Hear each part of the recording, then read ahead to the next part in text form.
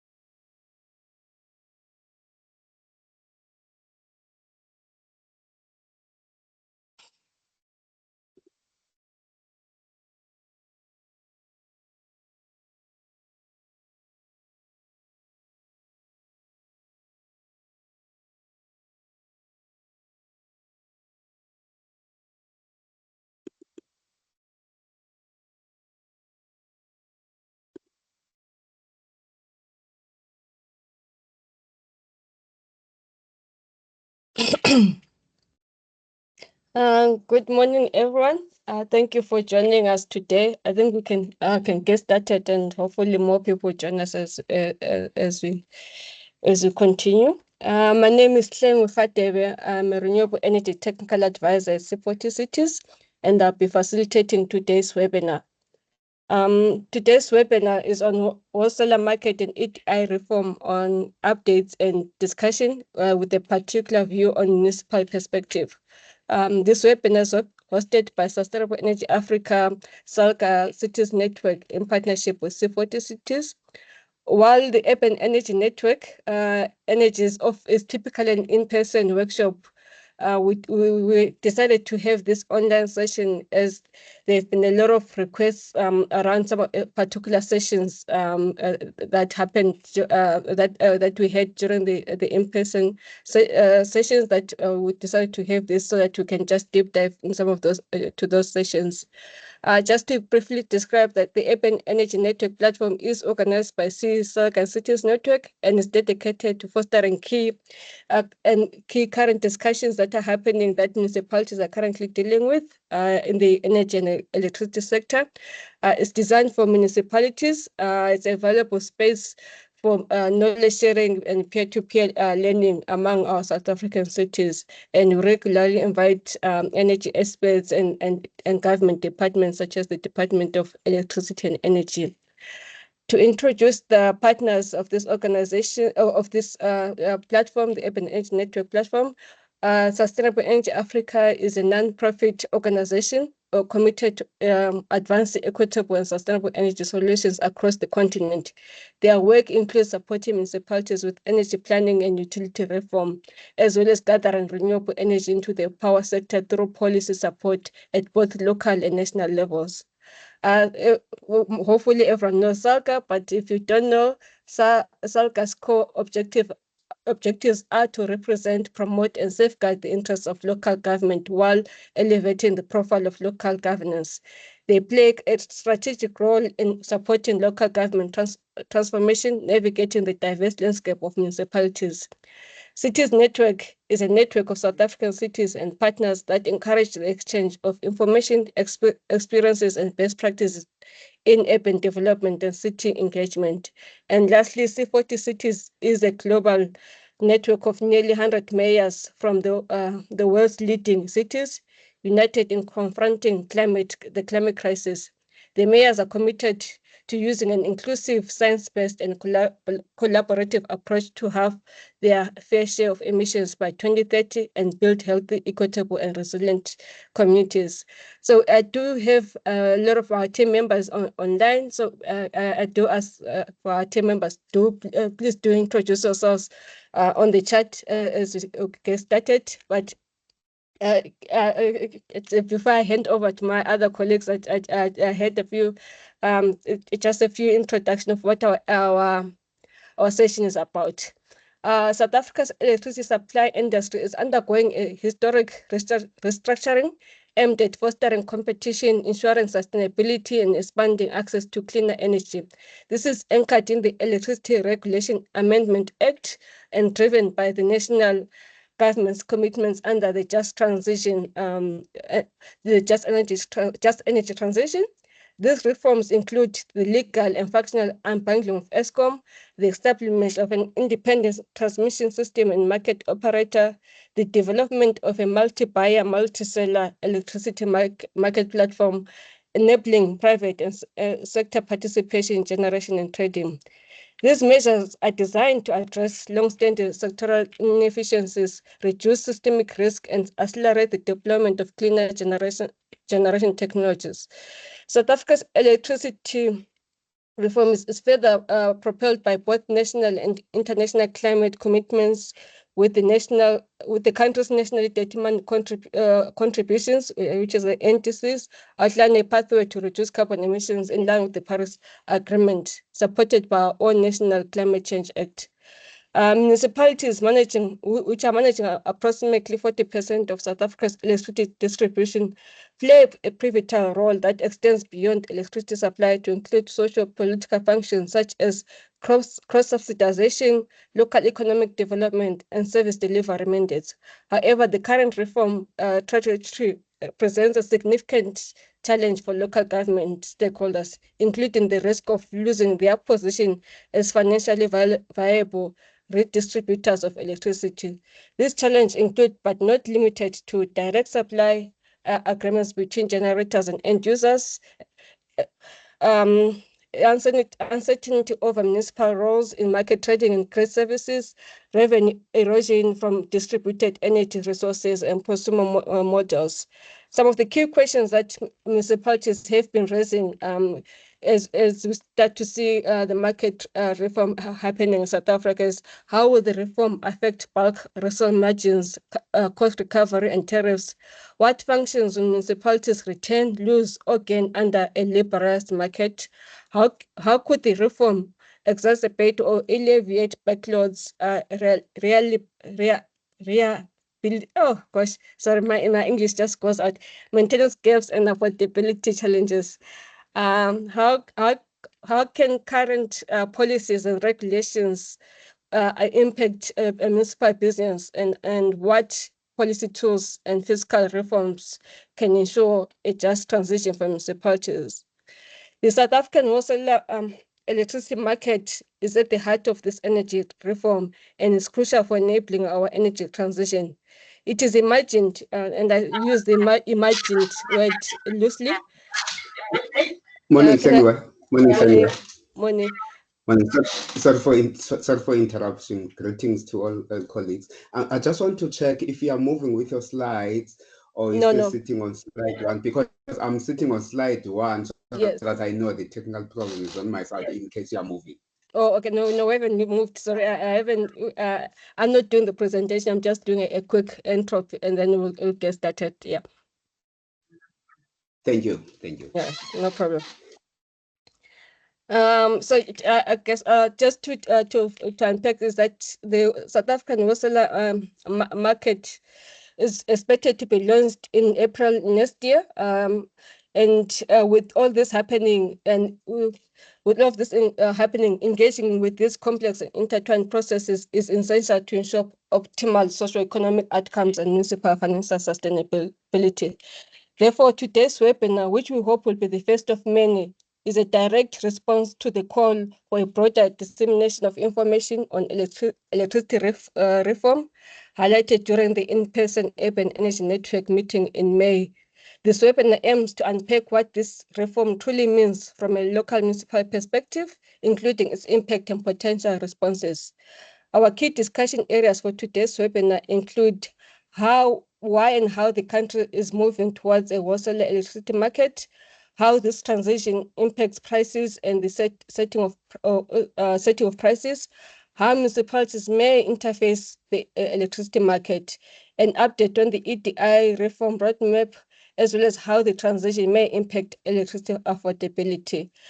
Before we get started, just a few house rules. Please, if you're not speaking, please do mute yourself, and I ask the team if sometimes people don't notice that they are not muted, so please assist with muting them if that comes up. We'll have a Q&A session.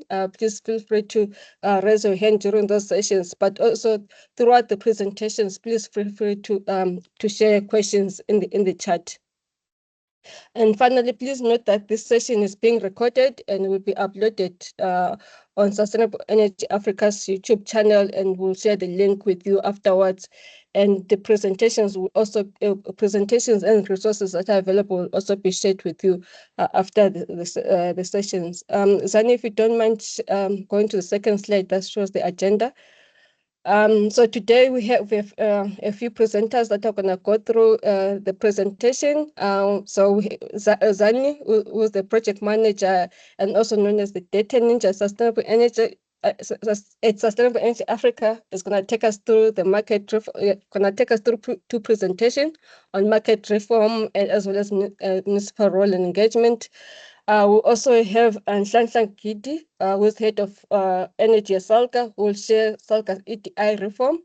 We also have Dr. Silas Mlaudzi, who's a specialist on sustainable energy at SALGA, who will provide an update on the municipal just energy transition.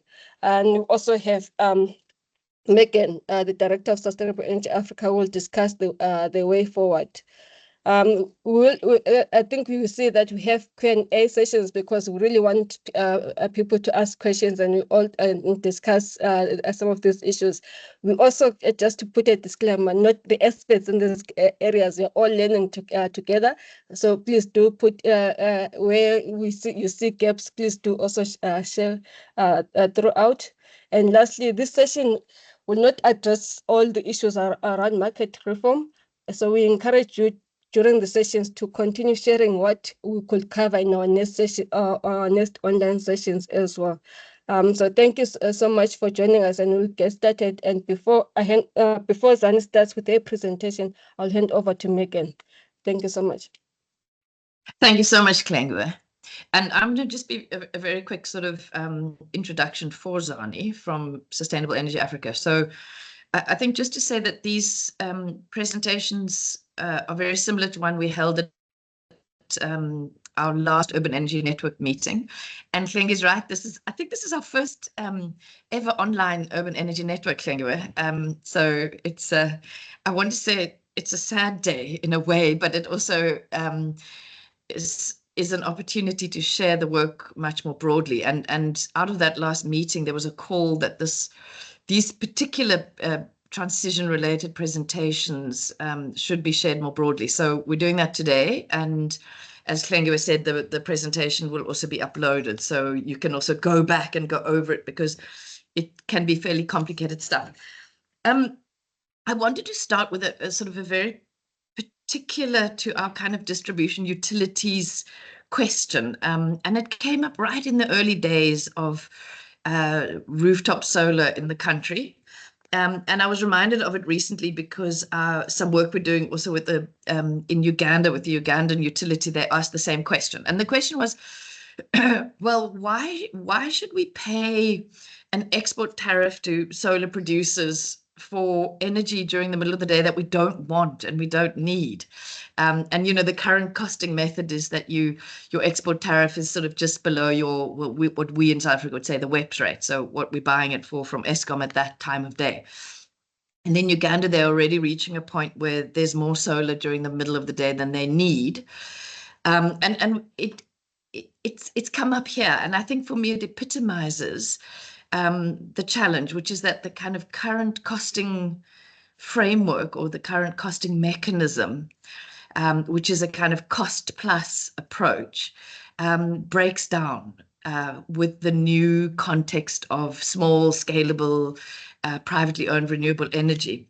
And that really forms the backdrop to this. So when a costing mechanism is no longer fit for purpose, you have to bring in something else. And that's really the context of the market and the market reform. And I'm going to hand it over to Zani to then break down the detail. But I just wanted to put in your minds that specific question that utilities have been asking, and sort of understanding what this move is away from kind of cost plus, which is much more simple, much more predictable, kind of easier to use.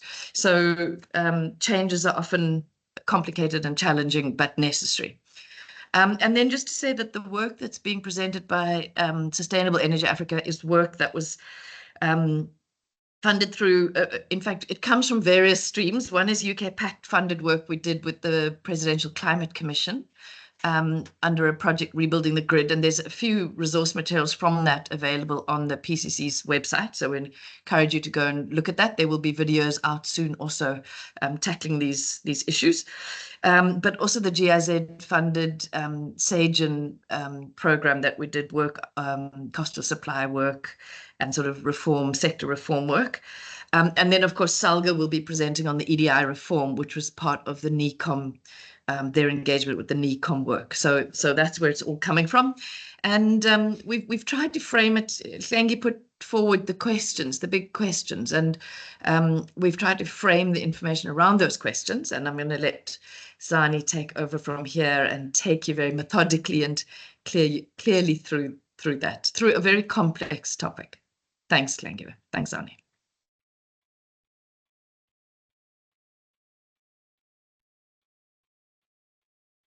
Thank you, Megan.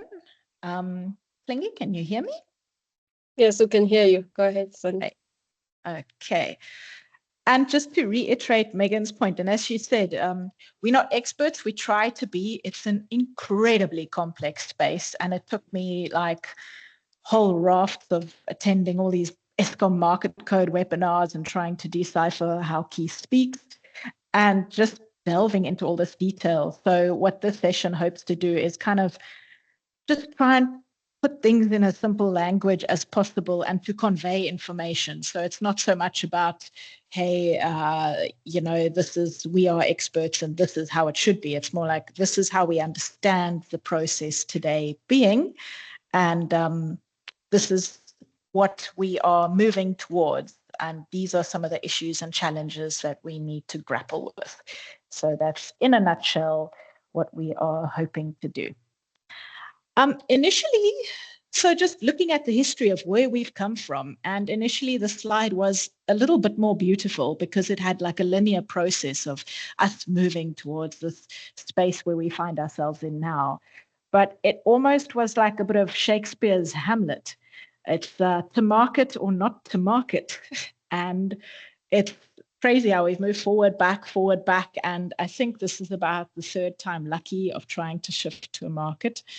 And some of the big policy spaces historically, it started all the way back in 1998 with the Energy White Paper that first proposed a transition to a market and an unbundled utility. And then thereafter, there was the Electricity Regulation Act that made provision for competition within supply. So that's your generators, your power plants. But then shortly thereafter, there was this cabinet decision, and it was reinforced in the Energy Security Master Plan that Eskom would be the single buyer of all electricity generated in the country. Then shortly thereafter, within the electricity regulations on new generation, again, we see mention of this independent system and market operator. And then shortly thereafter, the IRP started introducing renewables into the space. And then the electricity regulations on new generation were updated, and all of a sudden the mention of the ISMO just kind of dropped off the radar. And yet at the very same time, the ISMO bill was gazetted, and REIPP, our Renewable Energy Integrated Power Producers Procurement Program, or Independent Power Producers Program. It's such a big acronym. That kicked off. Shortly thereafter, there were the regulatory rules for network charges for third-party energy transport, which is a very fancy way of saying wheeling. So that was the first time when we had these regulatory rules of how do you set network charges, use of system charges for wheeling. In 2014, a bit of a regression, the ISMO bill was withdrawn. It was quite contentious, so it dropped off the radar. And it took another 5 years before we started seeing mention again of kind of a liberalization space. And the Eskom roadmap in 2019 announced the unbundling of Eskom. And in 2012, a big change was the Electricity Regulation Act, the Schedule 2 amendments, which basically relaxed and later entirely removed the upper limit of, how many megawatts should the plant be before they require a license to generate electricity. And those were removed. And then there was the introduction of bilateral power purchase agreements. And just to mention that this is actually a market. This is the first time like we see sort of a opening up of the sluice gate of market introduction. So there were all these other little bits and pieces, and here's where it really took off. So that, just to mention, we already have a quasi market in that space with a private sector that came in there. Then 2022, quite a big one, the Energy Action Plan that looked at addressing our energy crisis. And a big part of that was looking at electricity supply industry reform. And then we started seeing the ERA Amendment Bill framework that looked towards establishing a market. That ERA was promulgated into an act in 2025. And then the National Transmission Company of South Africa was established in 2024. So that's part of the Eskom unbundling, that first bit of pulling the transmission system operator into its own little separate legal entity. And just to mention that we are going to see a lot of these policy changes in future. I know one of the international experts on reform says you think you are going to be over with policy adjustments, but it's actually going to happen. Like in Norway, even now, there are as regular policy adjustments because this reform is like a process, not a product. And it's very important to engage in all of these policy update discussions and spaces, as these are the kind of key spots where we can kind of make changes or get our voices heard. So why a wholesale electricity market? I think probably I'm going to go in them in a different order, because one of the first ones is actually that if you move to this market system, what is hoped is that there's competition amongst actually the private and the public generators drive system costs down. And the shifts are mixed towards cheaper energy sources. So in the South African context, having cheaper electricity is quite critical. An interesting one is that in a competitive market, investment risk lies with the developers, not the state.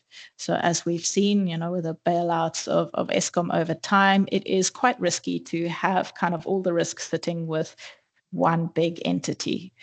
There's been also the whole system is kind of changing, because we've got these new options like renewables that are coming along, and whether we like it or not, there's like all these new system dynamics linked to that, and therefore we need this new pricing regime. And it's because of that whole push towards like dealing with pollution challenges and with our coal dependence. And a big one as well is that we urgently require significant capital investment to expand the system, in particular generation. And at the moment, the state cannot anchor the investment required.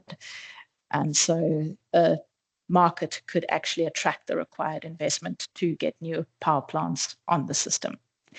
And as mentioned earlier, there is already a market. We've got all these bilateral kind of contracts and wheeling happening. And at the moment, this is invisible to the system operator who has to, have to kind of balance real-time electricity supply and demand. And if you don't know what's all on the system, you can't balance the system as nicely, and there's actually a risk of kind of instability. So a market would almost be like a platform where you have set rules and everything, and where people report, hey, this is how much I'll generate, this is how much I'll use. And then the entity that has to maintain system stability actually has better line of sight. And this is just to mention that we are not the first doing this. Actually, we're one of the last to do this. So more than 100 countries have already transitioned or are transitioning to a market or a more liberalized or unbundled system. And I think, so we've got this big opportunity to actually learn from the others. So we're not going into this all Wild West and willy-nilly as in the 1990s, when there was quite a few interesting cases like California that tried to do it too fast and they had some big problems. So we're going to do this in kind of a phased and a hybrid approach.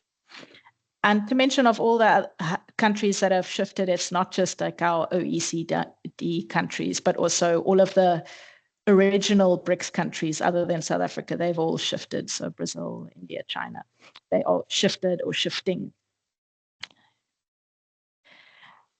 And just to look at, so with the shift, what will be impacted? Like, what are the costs or the prices within the whole electricity supply system that will be impacted? So here we're looking at the operating expenditure of the whole electricity supply industry. This graph was produced by Kim Walsh from PDG. And so say in the 2022 and 2023 financial year, there was about 330 billion rand spent on operating expenditure. And some of that was for energy. So it would be like fuel going into power plants, for generation capacity. So just actually maintaining and running those power plants. Then we've got transmission, the big high voltage lines, and then we've got the distribution system, which is made up of both Eskom and municipalities. And so what the costs are that we're hoping to impact with a market system is this energy and generation capacity. So all of these power plant side basically bring in competition with private power plants. And so these are the costs that we're hoping to pull down. You can say you could see they're quite high costs out of the whole system.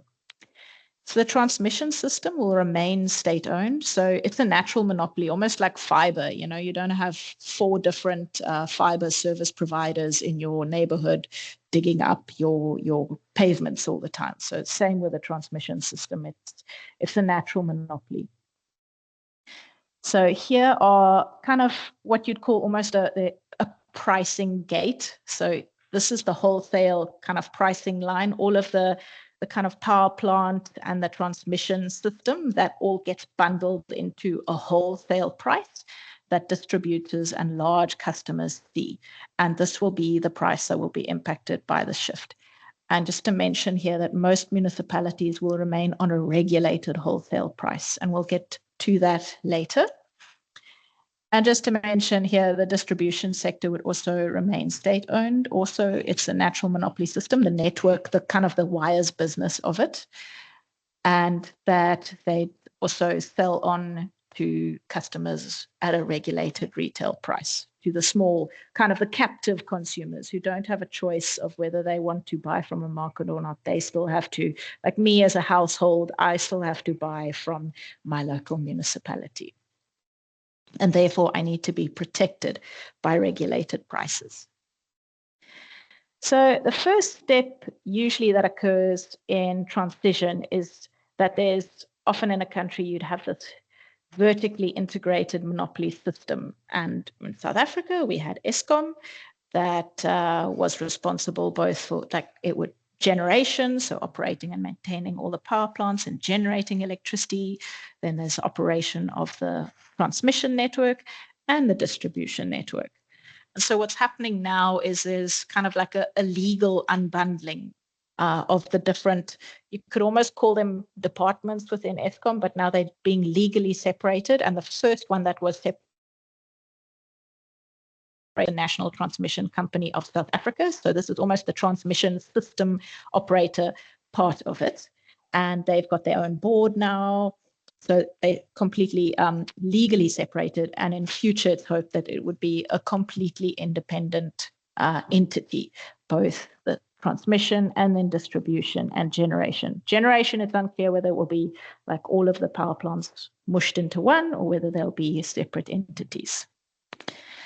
And just to reiterate again, so all of the policy and everything says, okay, at the moment, all transmission, distribution networks, Eskom power plants, all of that will remain state-owned, and there's no plans to change that or shift that. Even with a transmission network, while they're bringing in private funding, it would be kind of a build, own, operate, and transfer model. And just to mention that why we are doing this is it's really critical to have an independent transmission system operator, which will allow fair competition between like state and private players. It's not fair to have Eskom also, we've seen in the past where if they've got power over the transmission lines and they're like, no, we don't want to allow the re-IP power plants to sell onto the system. So trying to keep that separate and allow fair competition. So what will the interim overall structure look like? So this whole reform process is as I mentioned, it's a process, and there'll be kind of a gradual transition. And during the transition phase, what will the structure look like? It might change in future. But here's what's being proposed at the moment. So we've got this unbundled National Transmission Company of South Africa, which was Eskom Transmission. And it's got kind of 3 roles. And the one is operating the system, the high voltage network. So it's also looking at system stability, maintaining the network, and metering. Then you've got the market operator, which will actually operate the whole market platform, which more looks towards just financial settlements. So they don't deal in the physical. That's the transmission system operator. The market operator deals with the financial. And then you've got this very important agency, and we'll deal with this quite a bit later, is the Central Purchasing Agency, which in almost all market transitions, there are aspects that can't easily transition, or they're bits that are non-market, that can't fit within the market. And then this kind of entity would look towards dealing with that. And from what I can see from NECOM's market specifications document is this entity will also have the role of planning. And so that means like your IRP would sit there. So if the market doesn't deliver what is required, then the central purchasing agency will have the mandate to go, hey, we don't have enough of this type of power plant. The system's getting unstable. Please, can we go to auction for this? And so Eskom generation, they will sell to the market operator, and as well as other generators will also sell onto this market platform. Our historic kind of power purchase agreements, so with all the power plants, that will be, so that's like a non-market entity, just because we've already got those agreements. We can't change the price of that. So it's kind of like a legacy contract. And therefore, because it's non-market, the central purchasing agency will deal with that, and they'll pass the costs through onto the market operator.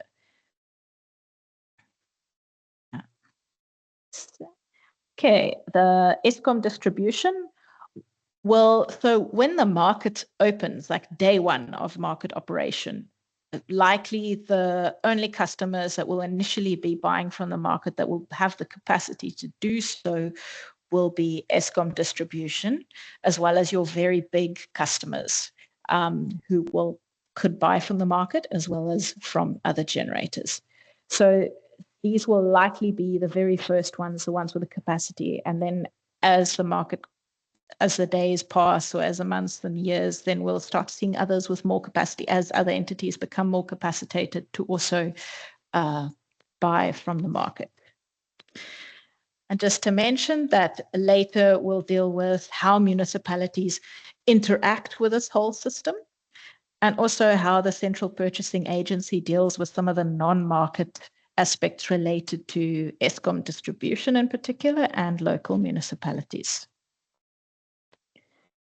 So how does the wholesale market work? And I think like a key aspect of it is this auction process, where the day beforehand, distributors and traders, they will forecast their demand, say, for each hour of the day, going, hey, at 7 o'clock in the morning, we'll need so many megawatts, or at 9 o'clock in the morning, we'll need so many megawatts. So you forecast that the day beforehand.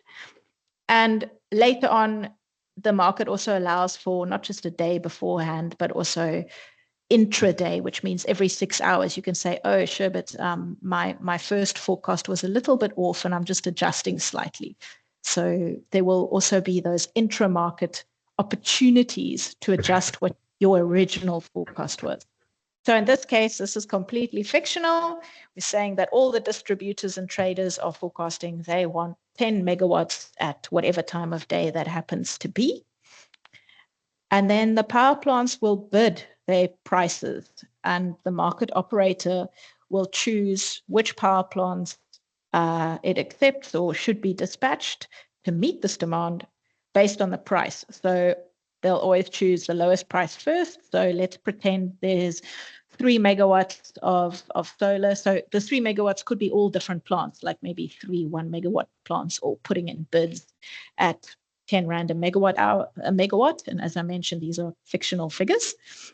And then the market operator will first choose the cheapest. Then next up, hey, maybe there's a couple of coal power plants that bid in at a higher price, and then they'll be chosen next. And then there's still a gap, and maybe we fill that with the most expensive power, which is this diesel.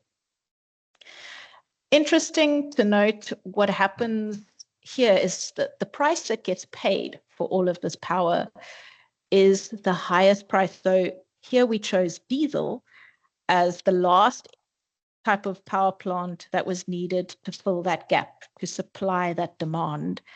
And its price in this case was 900 Rand per megawatt. And in this example, all of these power plants will be paid 900 Rand per megawatt. And this price is called the system marginal price. So it's the marginal price that was required to actually meet all the demand at that time. Now, why are we paying like the highest price rather than maybe an average price? Or maybe everybody gets like, why don't we just pay the coal 400 Rand and the solar 10 Rand? For the simple reason that this has been found to be the thing that works the best to try and encourage people to be honest with their bids. Because say the solar notices, if they only get paid 10 Rand per megawatt and they'll get chosen no matter what because they're the lowest cost, they might just start upping their bids. Maybe I'll just up my bid to 200 Rand or 300 Rand or something because I'll still get chosen.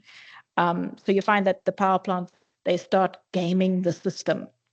And this way of paying at the highest marginal price actually kind of keeps the power plants more truthful in the price that they bid. And what's interesting is these bids that the power plants put in, it's often based on their operational costs, not their capital cost. So in the case of solar, for example, we know that a lot of the cost of kind of constructing a solar power plant, it's the capital cost of building the thing. And then the maintenance cost and the operational cost is quite low. But they need to make that capital cost back. And then the difference between what they paid from the system marginal price and what it costs them, what their bid is, actually covers the capital cost. But also because if you're a low price bidder into the space, you'll also get a higher profit. And then all the other kind of investors will be like, ooh, it looks like you can get a higher profit if you're a cheaper power plant. Let's build more cheap power plants. So it's kind of a way to encourage investment into the cheapest power plants that you need to build the system. So that's kind of two of the key reasons of why all bidders are paid at system marginal price. So the end goal of the system is, because you're crowding in investment for the cheapest power plants, is hopefully you'd have the cheapest and the most flexible options. And I'd get to this idea of flexibility shortly. So what happens, so say in a couple of years' time for that same time of day, now we've got more solar power plants because the investors were keen on building more solar plants to get that profit. And then all of a sudden there's more, and the system operator chooses, so in this case now there's 6 megawatts of solar, not 3, so they choose all the solar. And then now there's still some coal remaining, but to reach that 10 megawatt of demand, now we don't need diesel anymore. So now all of a sudden the system marginal price is 400 Rand per megawatt instead of 900 Rand, which was our diesel cost. So that's how it kind of works to try and pull the costs down eventually. So it pushes out the expensive options. What's very interesting is in the middle of the day, maybe your demand is even lower because as we know in South Africa, the kind of the evening and the morning is when your demand's the highest. So in the middle of the day, when your demand's very low and solar generation opportunities are very high, you can get a case where your prices start trending towards zero. And Eskom's actually already seeing this within they kind of run an internal market where power plants bid against each other, and they're starting to see this kind of a bit of a decrease in price in the middle of the day because of the impact of the solar. And internationally, it has even resulted in cases where prices have gone negative in the middle of the day. I'm like, why would it be negative? Because solar, maybe it costs 0 Rand to operate during the day, but why would it be negative? And the reason it's negative is because some coal power plants, they can't start up and shut down easily, and it costs a lot to do that.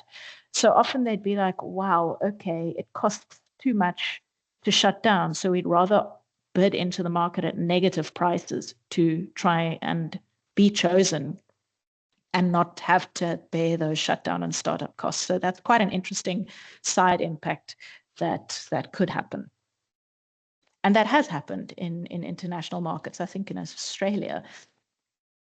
And so to mention that the more regular your bid kind of slots are. Like maybe if you've got hourly instead of 6 hourly, the more regular they are, the more it encourages investment in flexibility. And so flexibility, in our case right now, most of our flexibility is diesel or gas peaking plants. But maybe in future it would be something like battery storage or demand response. So you can even bid into the market, hey, here's if I get paid X much for a megawatt that I reduce, this is my price. So you can even have those innovative responses to the market. And just to show what it would look like over the course of a 24-hour day, this is fictitious example of what system marginal price results could look like with a day with 1 hour intervals. And we can see how in the middle of the day, maybe there's solar generating and the demand's quite low. And then your system marginal price, in this case, I've just made up the figure of 10 Rand per megawatt for solar. So in that case, your system marginal price will only be 10 Rand per megawatt for those hours.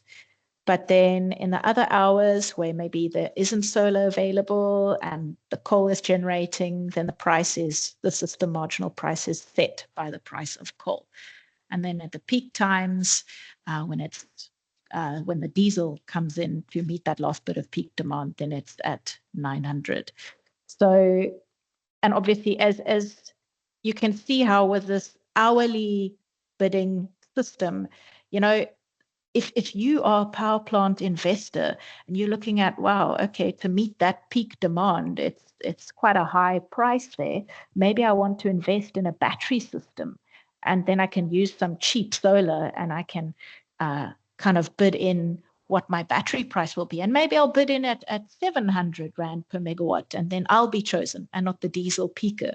So you can see how this kind of hourly bidding system will encourage innovation around trying to meet that peak demand at a lower price. And this kind of speaks to what Megan raised about electricity has a different value at different times. So in the middle of the day, maybe the value isn't that high. So if you've already got lots of solar, why would you want to buy more solar? But the value of the electricity in the peaking times is quite high. So maybe you'd be like, oh, how can I meet that demand? How can I invest to make sure that I get chosen to provide a service, either demand response or battery or flexibility there? And so what happens if supply does not meet demand? And this is short term. I'm not talking load shedding. That gets quite complex because there'll be all sorts of different ways of dealing with that in policy and costing on the market. And so this is just looking at short term, if whatever's being bid or so say you are a power plant and you say, I will generate for that hour tomorrow, I will generate 3 megawatts. And maybe your power plant broke down and you couldn't generate that much. Or maybe you as a consumer or a large distributor said, hey, we will actually need this much electricity, but in the end you used more. Then what that does is it causes imbalances on the system. Because electricity, it's got an iron rule. Demand must match supply. Otherwise you get instability and you can get like blackouts, which is a lot more scary than load shedding. We don't really seem to know the difference, but blackouts are way more scary. So to try and balance the system, what happens when in a case like this is the system operator will try and make sure to balance the system, but that means that in this case, if a generator produces less or a consumer consumes more, you actually need more electricity. And so there will be bids for reserve energy, which is more expensive. And therefore now the system operator's got to try and balance everything with more expensive energy. And they will pass this cost on to consumers or generators that have caused the imbalances. So if you were the one that used more electricity than you forecasted or generated less than you forecasted, and you cause system imbalances, then this cost will be pushed onto you. But on the other side, if you were able to assist in maintaining balance on the system, such as maybe reducing consumer demand or something, then you could be compensated. And just to mention that all existing bilateral power purchase agreements, they can continue operating as they have before, but they must report to the market operator, how much do we generate, how much do we consume, and they have to pay for any imbalances they cause on the system. At the moment, they don't, which is unfair. So it's like a market running without rules, but in future they will have to. And what's interesting from a municipality perspective here is that if you are, so all distributors, including municipalities, will be balance responsible. So that means if you cause imbalances on the system, you'll be liable to pay for it. And that means that you'd require demand forecasting skills to be able to say, hey, at 7 o'clock tomorrow, this will be my demand. So that's one implication of that. The second is that demand response is a very important service that can be sold onto the market or used to avoid balancing costs. So those are two things from a municipal perspective that are quite important to keep in mind. Next question to do with market is like, how can we avoid volatile prices? Like we've seen the prices change quite a bit over the day. How can we avoid some of these peaks and crashes? And some of the bits here in future, the transmission system operator and the market operator, we might actually consider having something like a capacity remuneration mechanism, which is kind of a fancy way of paying a plant just to be there. So you pay them each month rather than, so if you're a diesel peaking plant and you need to provide electricity at just the peak time, but that electricity might be very expensive. Maybe and kind of introducing that, it could cause a system marginal price that goes up very, very high.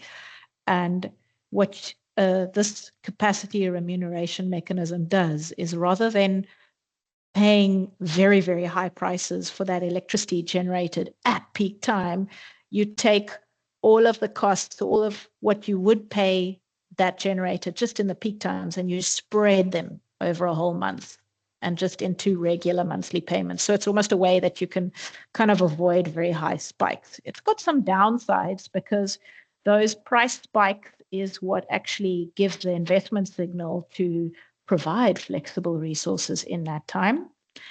And it's also difficult to estimate, like, what would we pay these generators if they only generated during that peak time? Like, how many hours of this month would they generate, and therefore how much should we pay them as an average cost over the month? And it could result in higher overall costs. So that's one mechanism to try and avoid kind of volatile prices. Another is a price ceiling, and I think this is being considered in policy at this point in time for the South African market, is that you set a ceiling, and if the system marginal price goes above that price, then you only pay the power plants that bid very high. You only pay them at that price because otherwise, obviously, they won't make back their operational costs. But everybody else whose bid price was lower, you kind of pay them at that price ceiling rather than the system marginal price. Similarly, like an opposite problem is a price floor, to try and set a price floor to try and avoid those negative prices.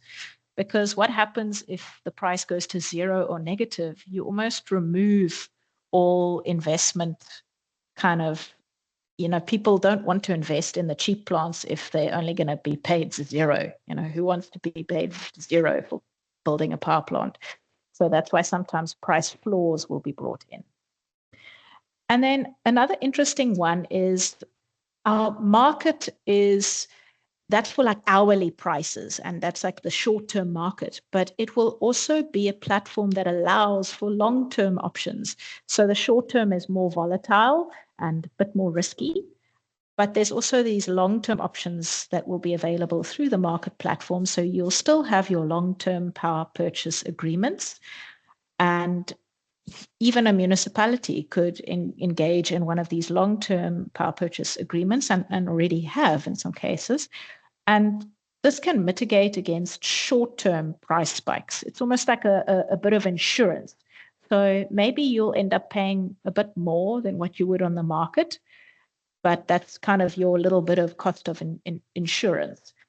And one interesting example is what happened to European retailers who didn't hedge, in other words, didn't have this insurance of longer term contracts. So when there was that Russia and Ukraine war and the gas prices spiked, and we've seen that gas in peaking time, it sets the system marginal price. Now, if your system marginal price is set by gas and gas prices go through the roof, then your electricity prices will go through the roof. So all the distributors and retailers who did not have this kind of long-term insurance of these long-term electricity contracts, they ended up going broke. So this is an important risk mitigation mechanism to consider. Okay.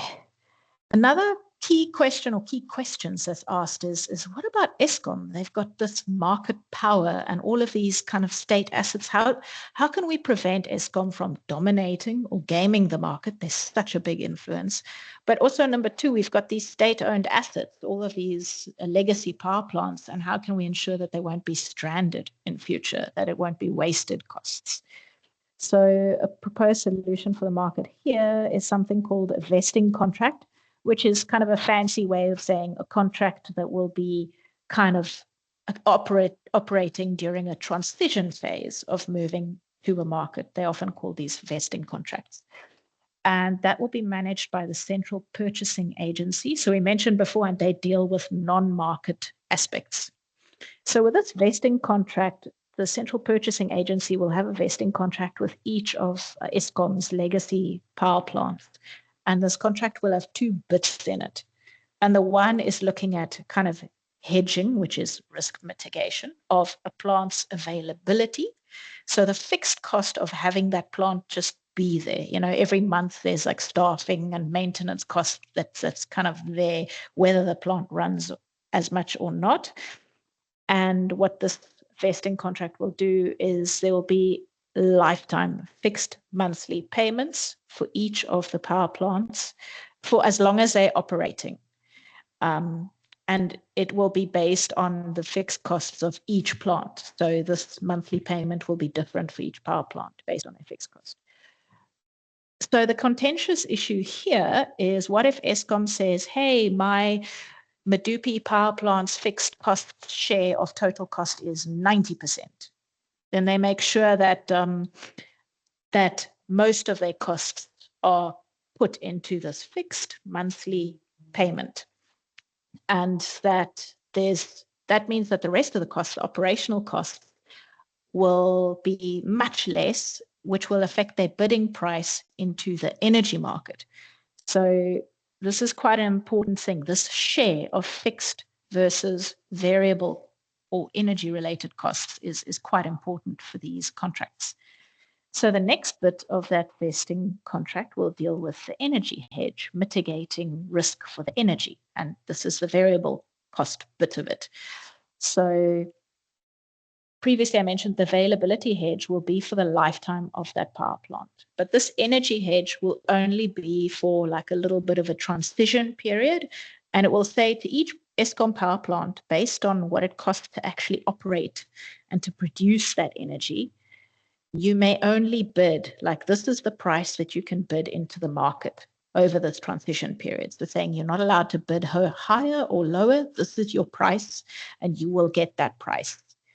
And then it's phased out over time to gradually expose the power plants to true competition. So what that does is it also stops them from kind of gaming the price by going higher or lower. So for the first while Eskom is probably quite dominant in the market, they won't be able to change what they bid into it a lot for each kind of power plant. And just to show how this energy hedge works within that vesting contract, this is often done through something called a contract for difference.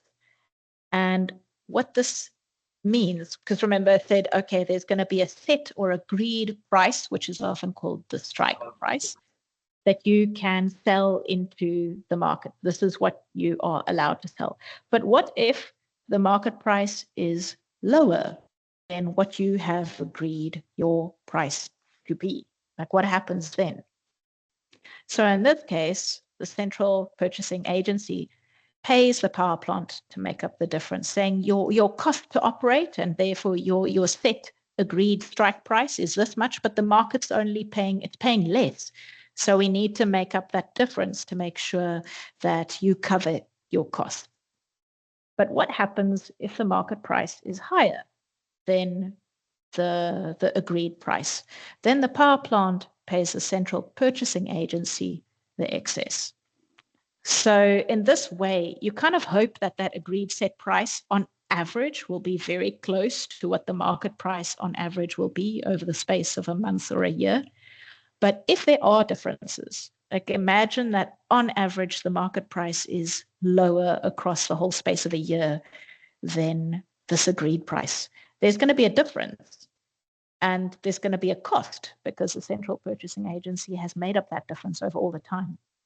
So if there is a difference, then that cost will basically be taken and passed on to all market participants as a legacy cost. So it will be recovered from everyone in the market. And so is another thing from a municipal perspective is those vesting contracts and the share of kind of fixed versus variable costs will have a very big impact on what Eskom's bid price is, and therefore the entire wholesale price, especially in the start of the market when it's new and Eskom's got quite a bit of like market power. So I've heard that there's strong motivation to have these vesting contracts made public so that everybody can interrogate them. So just a note to all, when those get made public, do interrogate them. They're important. They're not just some boring technical document, but it will have quite a big impact on the price of wholesale electricity. So that's it for the first bit of, it's kind of market reform 101.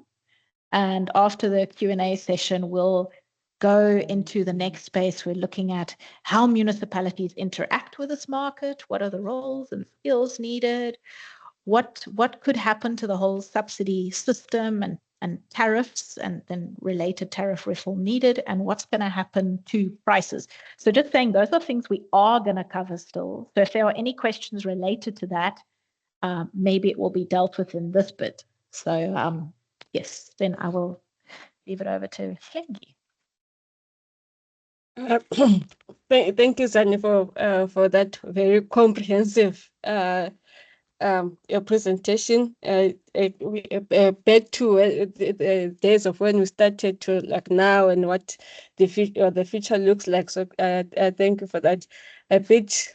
A bit uncertain because I mean, my simplistic understanding, I wonder, there was somewhere where you talked about like reserve energy. Do the guys that have reserve energy, do they get paid should that reserve energy not be used, or do they only get paid when that reserve energy is used? And also my second question, before to allow people to start thinking about that question and start raising their hands as well, please, is what was my second question? No, I forgot my oh yes, when you put that graph about solar is the cheapest, then coal, and then diesel might be the most expensive. Are those guys regulated in their setting of prices, or can the diesel guys just set any amount in terms, and then that ends up? So the solar guys might then start talking to the diesel guys to say, "Hey guys, please set your price at 500 rand. That way we'll keep getting 500 rand." So it's will those prices be regulated? And I'll give you an opportunity to respond, and then I'll come to the chat because I see Megan and Rebecca have been chatting as well. And also, please feel free to raise your hands if you have any questions for Zani at the moment. Yeah. Okay, so first one on the reserve market. So I explained the bidding system for the energy, but there will be in exactly the same, in that bidding system, there'll also be bids for reserve energy, which is slightly more expensive.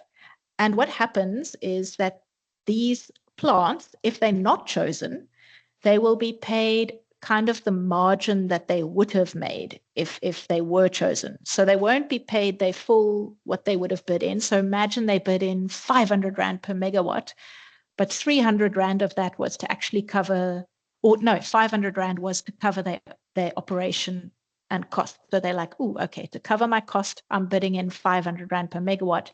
And let's say the system marginal price was set at 700. Then they'll get that difference, the difference between 700 and 500. So they'll be paid 200 just for being there. So that they'll be like, oh, this is the margin that you would have lost or would have made if you were chosen. So we'll still pay it for you because you're sitting there being ready. And if they are chosen, they'll just get paid for the energy that they produce. So there's also a bidding system for that. Second question was, oh, yes, how we can stop collusion and everything. Apparently, that's the whole raft of in the market code rules, like how there's like these governance entities that will have to watch the market and make sure people aren't gaming it and try and find dodgy things. So I think there's all of these rules and ways to try and spot, because as we know, there will be, there will be those elements that will try and game the system. And there will be structures to look at governance and rules and try and pick up if there's anything that goes funny. Generally, you try not to set very high prices because then maybe you won't be chosen. But of course, initially, maybe in this space where there's not that many power plants, you will be chosen. It depends. So, but I've seen there are some governance entities, committees, and agencies that will be kind of watching and just making sure that, hey, there's some funny business there. But yeah, that's the bit too much. I don't know very much detail of that. With governance, you tend to go like, oh, okay, that's a lot. No, noted. Thank you, Zani, for that response. Let me give you a 2-minute break and ask Megan to come in and explain the chat. The responses there by the chat with Rebecca.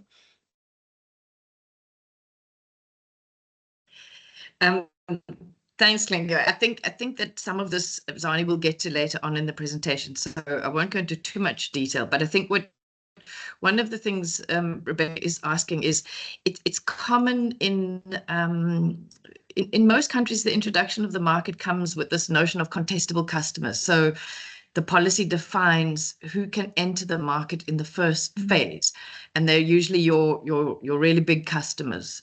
So your municipal distributors and your really, really big customers. And Rebecca's correct in that I think the policy, both the wheeling rules that have recently come out from the regulator and the market policy, doesn't at this stage restrict who can engage with the market.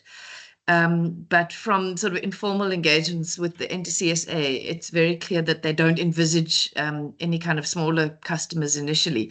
I mean, at the wholesale market itself, there's huge deposits you have to pay in order to be a market participant. So it would only be large players. And then at the offtake level, which is either going through Eskom distribution or municipal distributors, the understanding is that municipal distributors or Eskom distributor is still going to deliver the energy and will still be do the billing and the metering and billing. And it's completely defensible that they are not going to be able to be doing that for thousands of small customers. So that there's a sort of de facto, I think, understanding that at least in the initial years, this is only going to involve larger customers. So even where there's a trader involved, and the sort of theory is they can group lots of smaller customers, the actual billing of that and the metering is complex enough for that not to be happening easily, although that moves into the virtual wheeling space, and I'm really not in a position to talk to that hugely. So, but I'm sure it'll come up. Will come up later. And then I think the last thing is this, just to tackle this, and then I think it'll help when Zani speaks to the last bit. There's a tremendous and very, very valid, I suppose it's a sense of injustice that private sector traders or generators can approach and sort of, in a way, cherry pick the customers who are wealthy and can pay.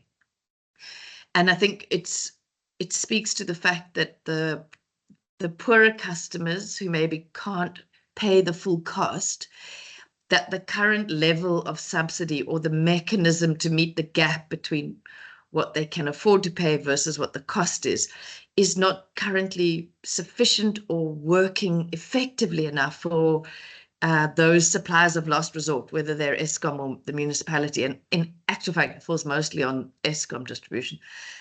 There's not enough comfort there for those distributors to feel, oh, well, that's okay. It doesn't really matter if we lose those bigger customers, because with the poorer customers or people who can't pay, the state will meet that gap. So we're not vulnerable. So that's the one big issue. And I think maybe also just to emphasize that while distributors are doing the delivery, the billing and the metering, they will never lose the cross subsidy that sits in the system at the distribution level. So it's even when those wealthy customers may get cherry picked off, those customers will still, through their wires charges, they'll be paying wires charges, and they'll also be paying any localized cross subsidy charges. So they don't get off of that.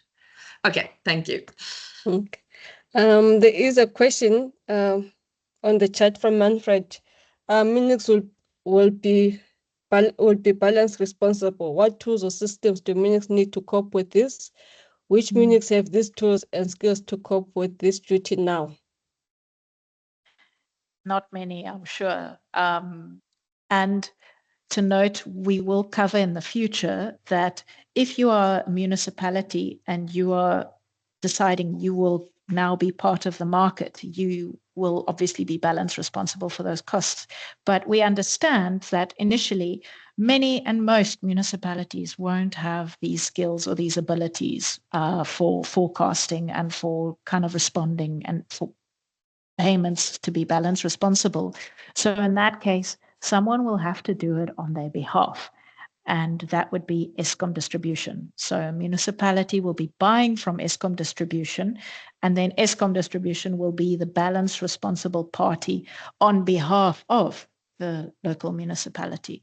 So then initially, the local municipalities that are kind of buffered in this way, they won't see, they'll see those costs as a pass-on cost from Eskom, because they will be doing it on behalf of you.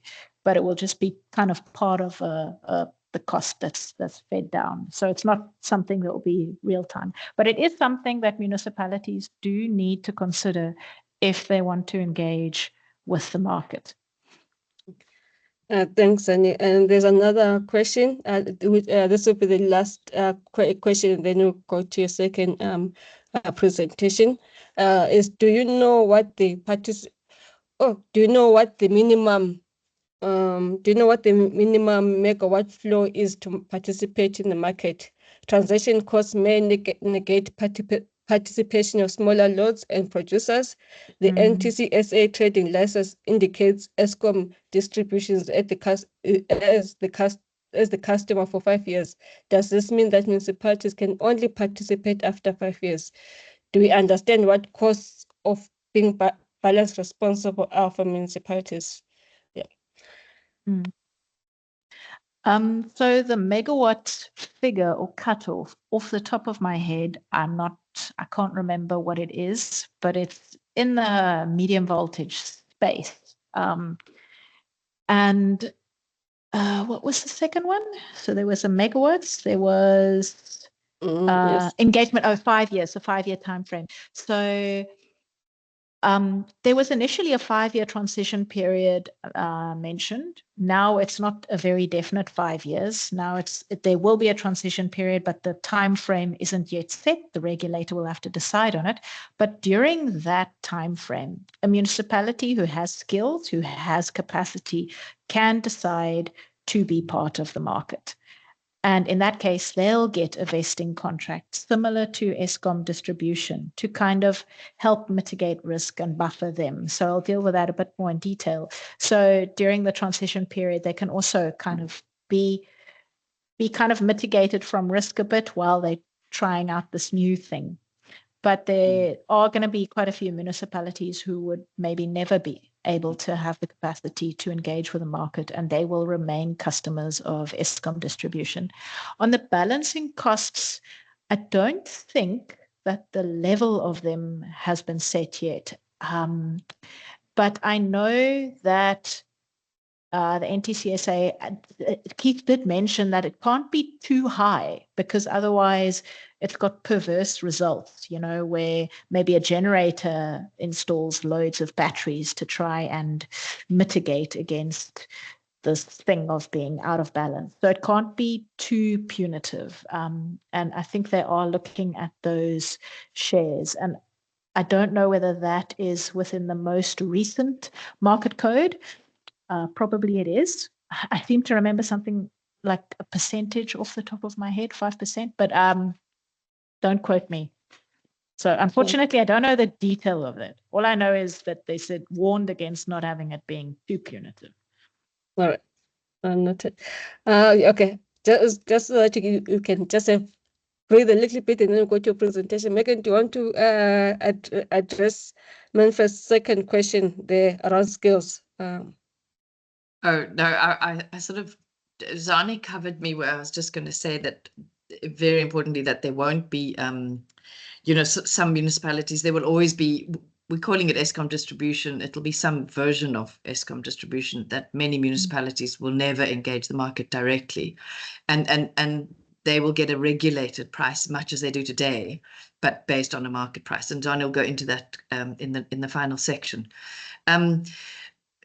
So I think Manfred's question and the question about imbalance is really important because it's very costly. So there's a number of things that, as Zani phrased it, mute the market efficiency. So we anticipate a sort of, you should get market efficiencies in a lower price, but the more you have to mitigate your risk and the more you have imbalances because you don't have the skills to accurately forecast, then the less efficient your market is, and you start sort of going back to, you know, the price as it was before.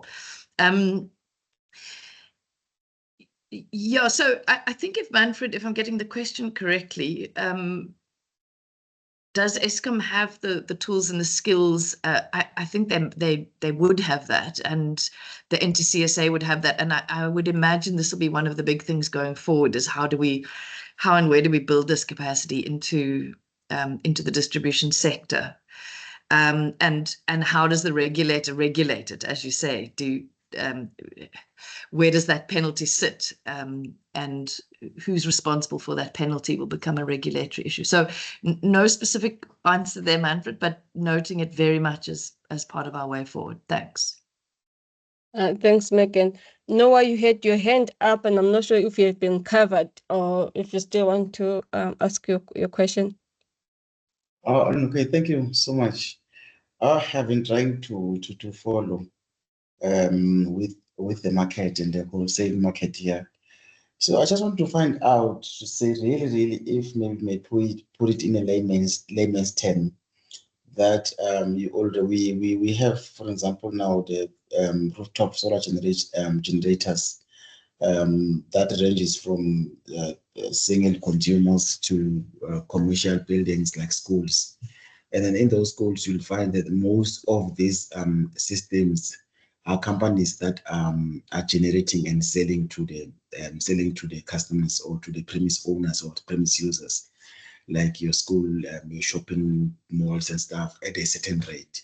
So what I want to understand about this market is just how is it different from with the prices that we give for feedback for individual consumers, the willing prices framework, those ones I'm talking about, where you find that they generate in your premise and trade that whatever is generated from the premise.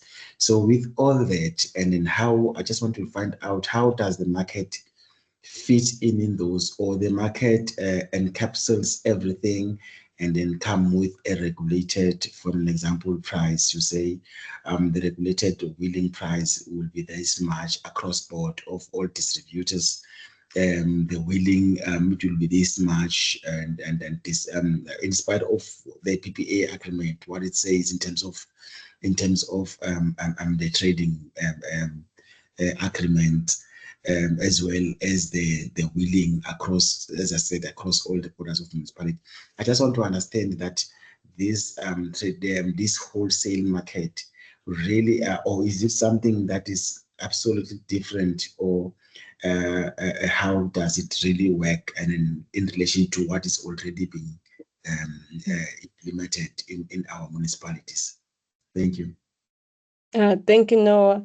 Zani, I'm not sure if Noah's question is part of your second session of presentations, or if you want to respond to it now, and then you get to your second presentation. Yeah, I'd like to respond to it now. I think so. I didn't go into the very big detail of kind of market structure. So often you have a centralized market, which is what I described, this one big bidding platform where people bid into and stuff. And then there's this decentralized market, which is what we have right now, which is what's been described by Noah is all of these power purchase agreements and these bilaterals. So they're already there, and it's kind of a type of market. So it's not this central market system that we are proposing, but it is a market system. So what will happen when this central market starts off is that all of these bilateral PPAs will need to, they can continue as they are, they agreements and everything, but they do need to state to the market operator, hey, this is within my PPA, this is how much is being generated, or this is how much is being used. And then if there are any imbalances that they cause on the system, they actually need to pay for it. So, and this happens across all the international markets. So at the moment, there was quite a bit of pushback from the bilaterals that are there, because they're not used to these charges, but it's a fair way of charging for kind of the costs that they put onto the system of trying to, because in the end, you almost acting like a big battery on their behalf, which is a cost. People tend to try and ignore that, oh, solar, it's so cheap. But then what if I need to use electricity when it's not generating? So it's trying to mitigate for that.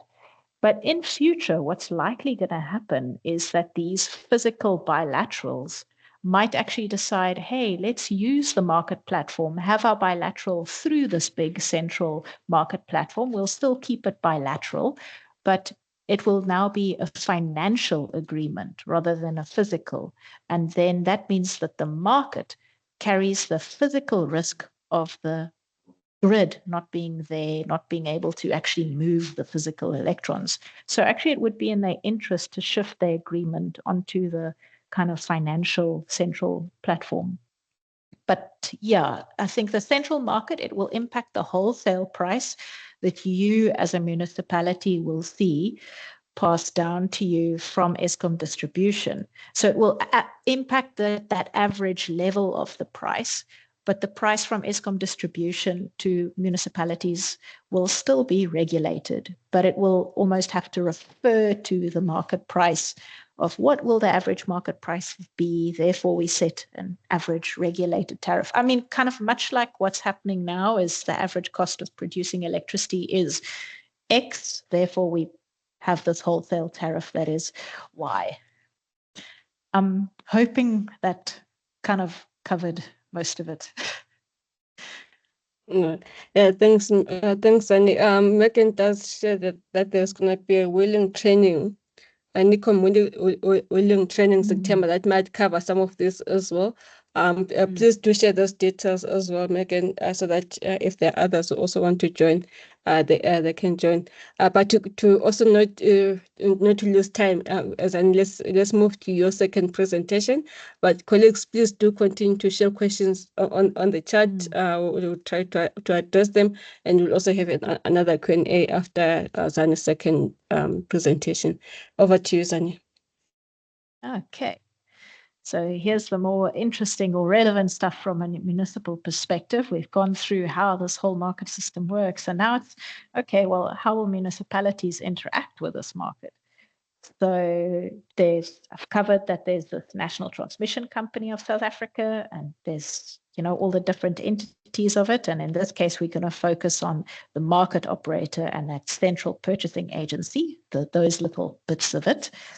So Eskom distribution, they will buy from the market. And then, as has been mentioned in the previous discussions, a municipality that doesn't have much capacity or skills will still remain kind of a customer of Eskom distribution. They will still buy electricity from Eskom distribution. But then obviously there's risk, right? So this risk of kind of will sit within a vesting contract between Eskom distribution and the central purchasing agency.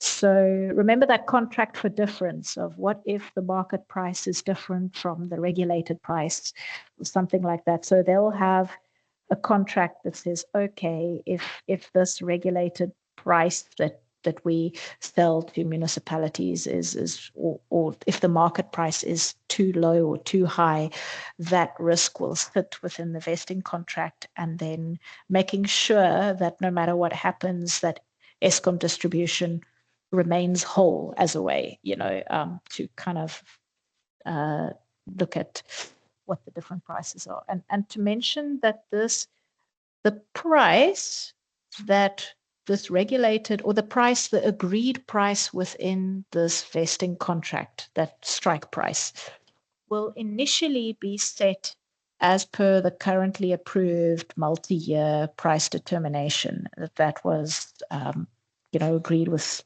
Eskom, the MYPD, and it's got that wholesale price. So initially the vesting contract will use that as your kind of set or agreed price, saying, okay, Eskom, we agree that the price that you will kind of buy from the market is this price. And therefore, if the market is above or below, we will make sure that you remain at that price. But thereafter, we know the MYPD has to change. There's a lot of issues with it. So afterwards, we've got to have that agreed price that references something, but we won't have the MYPD after about 2 years. So thereafter, there must be a new methodology to kind of agree on this price that all the vesting contracts will refer to, and that price will likely be almost trying to estimate what will the market wholesale price be over the space of a year on average, and therefore use that as your agreed price within a vesting contract. And NERSA will have quite a big role here. It's like, how do you set that? How do you forecast that? And this new methodology for setting this wholesale price that you can reference against. So obviously you need that price to check the market price against. If you're going to do that vesting contract of agreed price and market price, what's that agreed price? And that's this one, the MYPD one, that's going to have to be generated with a new methodology. And that methodology, I think the draft methodology was first presented to local municipalities in quite a recent webinar. And I'm not sure whether it's been made public yet, but just to note that this would be quite an important bit of policy to engage in, because all of the vesting contracts will be comparing to this kind of reference wholesale price, if you need to call it anything. So just a note, that's quite an important bit there. So yeah, municipalities with not much skill, they won't participate in the market, and they'll buy at a regulated price from Eskom distribution, and Eskom distribution, the risk will be managed through this vesting contract. So here, yeah, they take on the role of the balance responsible party on behalf of the local municipality. In the second case, maybe there's a municipality that does have some skills to kind of engage with this market. Maybe not directly. Maybe they need to draw on a trader who kind of assists them in making that link to the market. And then the trader can also buy from other generators and then from the market and sell to the municipality, or do this kind of engagement with the market on behalf of the municipality. So it's kind of like an indirect participation. You are buying at the market price, but you're using a trader to kind of help with the technicalities. Then there's a municipality that's got the most skills and capacity, and this municipality would be able to engage in the market directly, buy from the market or buy from other generators directly.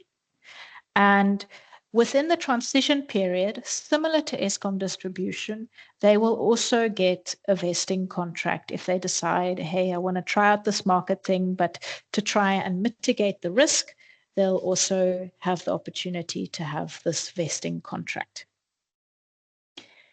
So yeah, direct participation and buying at the market price. All municipalities will need to sell at a regulated, will still sell at a regulated retail price to customers. This is a very important thing to note, because if your regulated retail price is too different from what on average you're buying from the market, there's obviously that risk of under recovery.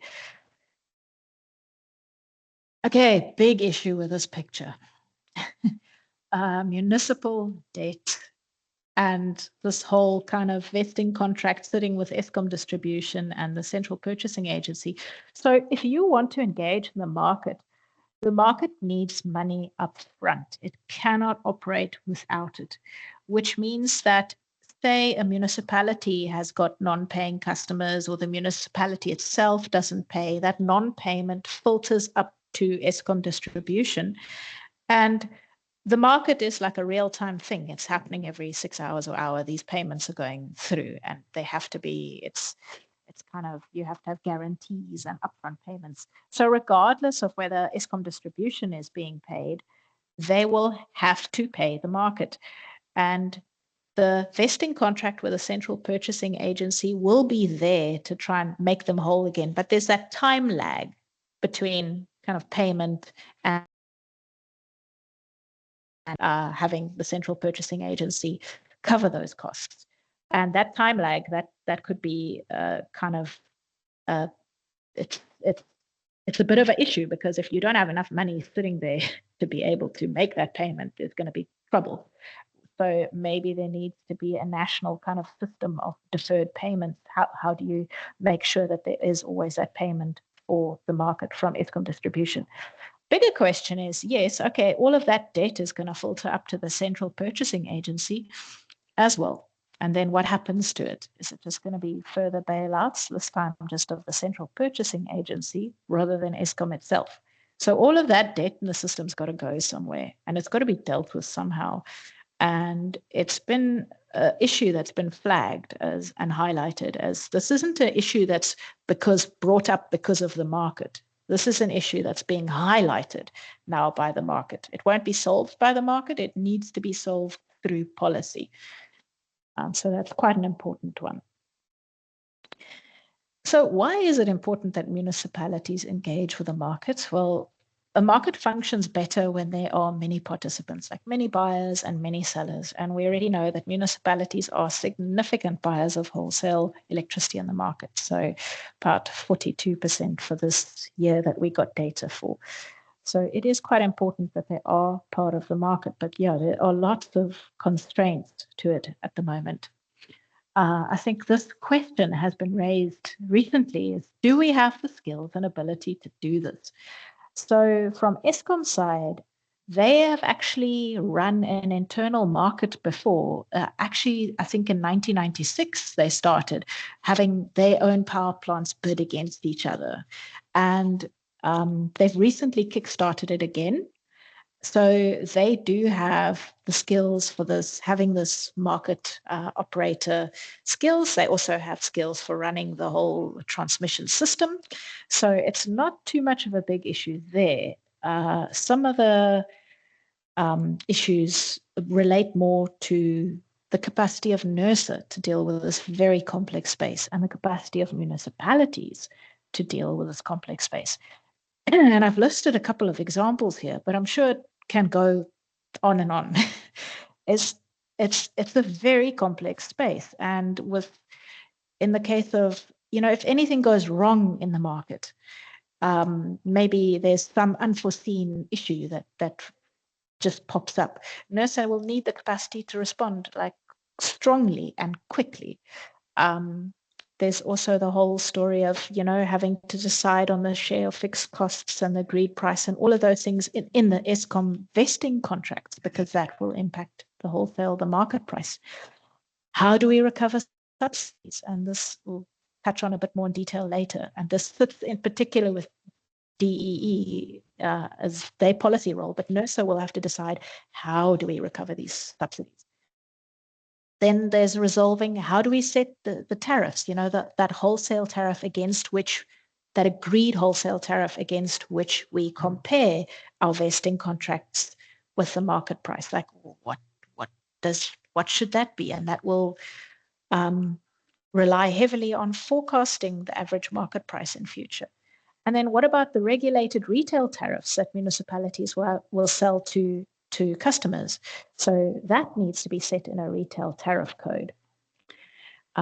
There's the concerns on the local municipality. So in this case, there's a Municipal Financial Management Act.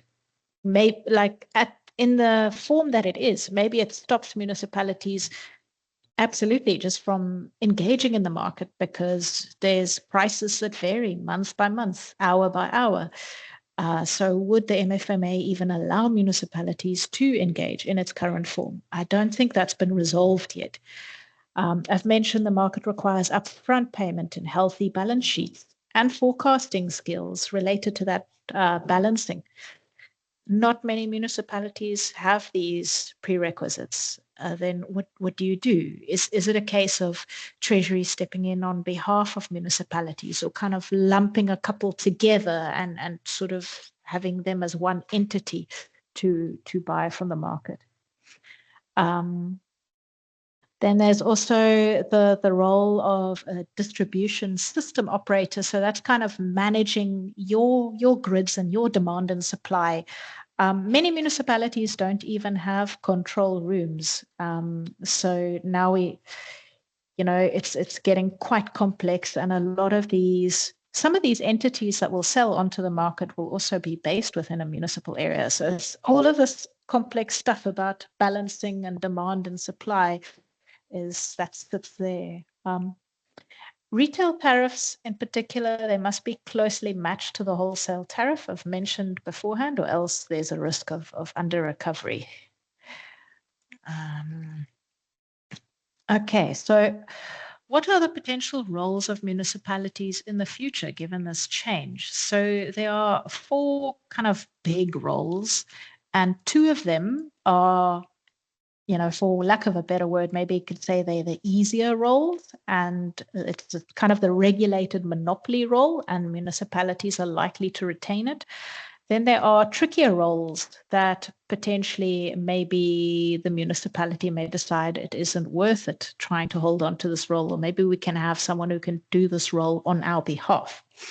So on the regulated side of things, we've got the distribution system operator role, which is kind of looking at your system, your network stability, voltage, frequency, market enablement systems, like how do we engage with this wholesale market, and how do we communicate any kind of local supply or demand constraints to the transmission system operator, because maybe our networks are constrained, and there's this big customer sitting in our network who wants to engage with the market, but our network's constrained, so they can't engage. And how do we communicate that? So there's those bits. Then there's the network service provider, which is basically the wires. So looking at maintaining and operating and planning for network expansion. There's the metering, there's dealing with technical losses, and then there's the use of system tariffs. So using these wires. The retailer role is almost more like a reseller role, which is the key bit of most municipal revenue up to this point is looking at reselling electricity and putting a markup on that. And the focus here was mainly on like customer services, billing, new connections, setting tariffs correctly, and managing non-technical losses. While a trader, on the other hand, the trading focus is looking at transacting with a market, and all of these spot markets or short or long-term bilaterals or contracts. So because I often get confused, retailer, trader, what's the difference? But trader is more like looking at market aspects and retailer is more looking at customer services. And the customers for retailers, mainly like your households, your smaller businesses, and your trader, the customers are like generators, retailers, big retailers, and large users. And it would be the retailer and traders, I think, that are both balance responsible. So a trader could take on the role of taking over the balance responsibility on behalf of the retailer. So they could do that. And so the retailer will have the regulated tariffs. The trader will have the non-regulated tariffs generally, and they can trade a portfolio of options. So you can see how the more complex spaces is the retailer and trader, and then the slightly less complex spaces is the regulated kind of monopoly services, and how in future these really need to be priced correctly, like your network, your grid being there and being available, and the need to maintain it. Those network service, the use of system costs need to be set correctly, or else you very much risk under recovery in that space, especially if most of those costs are actually sitting in a energy or a volumetric, a retail cost. So to mention here, there's this whole system will need to look at subsidies and affordabilities in future. So again, the market the market code doesn't deal with this whole subsidy system. This needs to be addressed through policy, and then looking at, based on the policy, how do we address this issue within local municipalities? Because I'm sure you're well aware that there's a difference between what a customer can afford to pay and then the revenue that a local municipality needs to make to cover the cost of buying wholesale electricity. So in this case, we looked at kind of the cost across all the local municipalities, or the cost of serving electricity across all the municipalities. And then, okay, what are we recovering through tariffs? And there's already, if you look at the cost versus the revenue, there's already a very big gap. And with tariffs, there are lots of non-technical losses that are high and growing. It could be reduced, but I think it might also be pretty much related to the increasing price. People can't afford it. Therefore, there's the non-technical losses.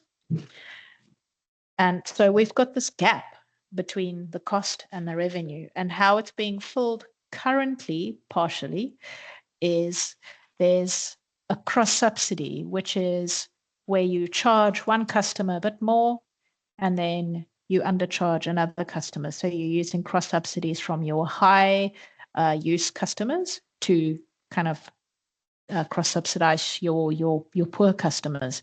But lots of those cross subsidies sit within a rand per kilowatt hour charge, and that's under threat. If that's not moved into a rand per day or rand per kVA charge, then this cross subsidy could fall away as more and more of the sales reduce because of renewable uptake and all of those things. So they are definitely vulnerable.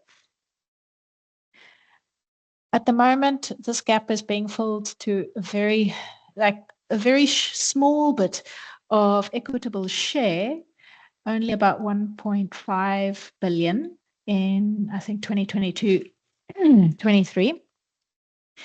And this is according to all the D forms of local municipalities. So maybe there's some incorrect reporting happening there, but this is what we're seeing through the NERSA D forms. And so Treasury, through the Division of Revenue Act, allocates about 14 billion rand through the equitable share for energy services. This isn't water, this isn't waste, it's just for energy services. And in the past, it was based on an kind of assumed cost per, not an assumed, an actual calculated cost of to provide that kilowatt hour of electricity, but it didn't really take into account the share of fixed cost. So quite FBE actually, it covers the energy and it covers a bit of operations and maintenance, but it doesn't cover all of the operations and maintenance or the refurbishment requirement of the network. So already it doesn't cover all. And even then, not all of that FBE is being used or is filtering down to the customers that need it. So if we had to actually assign the rest of that 14 billion to the electricity distribution industry, we could cover that gap, and it's meant to cover that gap. But it's probably being shifted or used in other spaces, maybe water service delivery or refuse service delivery. Or salaries, so because it's non-conditional, but just to note that it's there to try and fill this gap, and to mention that this cross-subsidy estimate, that 16 billion that's going from the high consuming to the low consuming customers, that this was just an estimate. It's very, very indicative. It's based on some very initial work. It's from cost of supply data from 40 smaller municipalities that's been scaled up. So we don't have sight of the metro data. And it's very, very indicative because, as we know, the data might not be as great initially. But as cost of supply study data improves, we should get an improved picture of what's happening in the space. So this affordability revenue gap, it has to be addressed. But there are a couple of challenges with this. There's, if this gap is, so it's critical, and if it's not addressed, there's going to be increased losses and increased theft. So if people cannot afford electricity, they will revert to another system. Like maybe they'll steal electricity, or maybe they'll pay some ghost vendor or some criminal network to provide the service. So sometimes they are willing to pay, just not that much, but they'll pay this criminal element. And what happens is you lose all the revenue from that customer, even the little that was coming through. So it's far better to try and maintain them as a customer. And I know that's why I think Eskom and DEE were actually looking into increasing FBE, thinking, sure, it will cost more, but if you can retain those people as customers, you won't, you will still get a bit of revenue rather than losing all of the revenue to either criminal networks or just straight out theft. Another challenge is determining this gap between affordability and revenue is quite difficult because it really depends on the consumption of each customer and the type of tariffs. And it's likely to increase as we get more and more fixed costs into the system and more accurate costing. So I think part of the electricity distribution industry reform is looking at, you need to reform your tariffs because there's a lot of fixed costs that are coming down to you through wholesale tariffs. There's a lot of fixed costs that you have within your own system to maintain your networks. And those fixed costs need to sit in a fixed charge, or else you exposed to volumetric risk, having that rand per kilowatt hour disappear as people shift to efficiency or solar PV. As mentioned previously, the FBE algorithm doesn't include all fixed costs, and these fixed costs are likely to rise because as we shift more to a system that's got more renewables and battery storage and all of those things, there's a lot of fixed costs within the system. What we're seeing, what we're charging for in a rand per kilowatt hour right now is largely based on the cost of running the coal plants, which is based on the cost of coal. But if that falls away, if you've got a solar plant, you've got wind, they don't have a lot of kind of running costs, the kilowatt hour, rand per kilowatt hour. So a lot of what we are going to see in future is a shift to a system that's got more and more fixed costs, while the energy cost might start trending lower and lower and lower within the market. Yeah, another issue is that the indigent registers currently fail to target the subsidies appropriately. So more and more people that should be on the registers aren't. And this could be why there's been an increase in non-technical losses. So there could be that link there. And then, as mentioned before, the cross-subsidy is critical, but it is under threat, and it is uneven, and it's unfair in a way. If you are a municipality that's got a very good economy and a lot of large customers, then great, cross-subsidy works. You have a lot of big, wealthier customers that you can charge a bit more for to cover the low income. But what if you are a municipality that only has a lot of poor and rural customers? How do you cover that? You can't cover it through cross-subsidy. So in a way, a fairer system will have a cross-subsidy that sits at the national level that comes down rather than sitting within each local space. So there's been a couple of proposed responses, initial responses to dealing with this cross-subsidy issue. And the one is having that central purchasing agency that deals with the non-market stuff to be a buyer on behalf of the poor. So this is a mention that I saw in the NECOM market specifications document. There's been a call for a national subsidy framework, both from NTCSA, but I've seen it just being reiterated across quite a few webinars that I've joined. And it's a bit of the reform work that's underway right now, I think also looks to speaking to this. As I mentioned before, yeah, national subsidy should be fairer.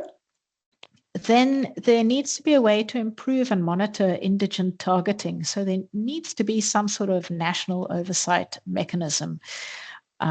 Just looking at why all the people that should be receiving basic services are not.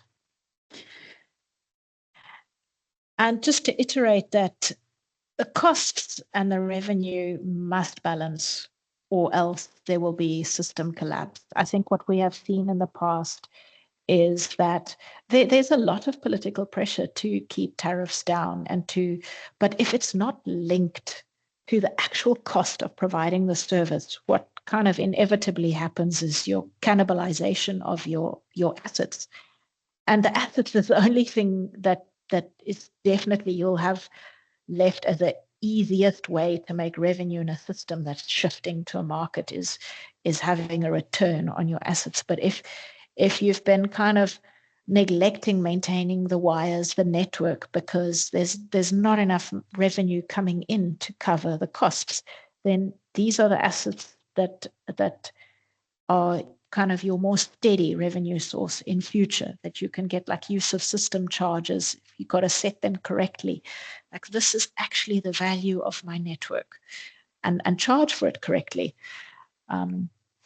Yeah, so that's quite an important aspect, or critical actually. And in future, looking at where's the electricity tariff likely to go, up or down? And unfortunately, no matter how we look at it, it tends to be that it looks like it will go up, but the amount that it goes up depends on the system we move to. So a market can introduce efficiency and competition, and that will reduce the prices from maybe a kind of a reference case of where we don't have a market, where the prices might increase even more. But there are a lot of other drivers of cost and not necessarily linked to the market itself.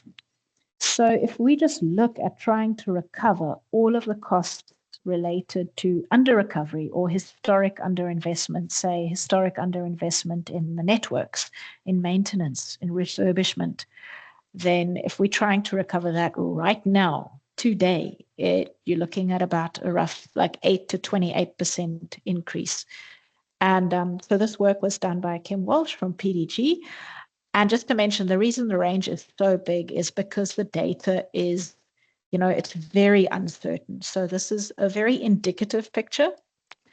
But just that's looking at, okay, if we have to cover the costs that were under recovered in the past, this is roughly what it looks like. And then there are other tariff drivers that will keep trying to push that price up. We know we have to expand generation, our generation fleet. We don't have enough. We saw what happens if you don't have enough, all the load shedding. We need more power plants. So there needs to be investment there. Our transmission system needs to be expanded. So that's going to be quite a bit of cost. Fuel costs for our remaining coal power plants. I think the coal price is just going up. Diesel price, who knows? There's the negotiated wage increases that can also impact prices. And there's an increased need in the future for ancillary services, which is kind of a fancy way of saying that we need services to support the grid in future, because it's with all of this more variable renewable energy, there needs to be a lot of more services to try and make sure that the grid remains stable. So those are the things that's impacting prices into the future. And so, as mentioned before, retail pricing must align with the new system dynamics. So we've got this wholesale price and tariff and coming down to us from the market. And we need to also look at our own costs and make sure that the tariff we're setting does kind of cover those costs.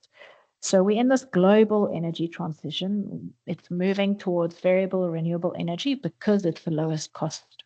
But this means that there are lower sales.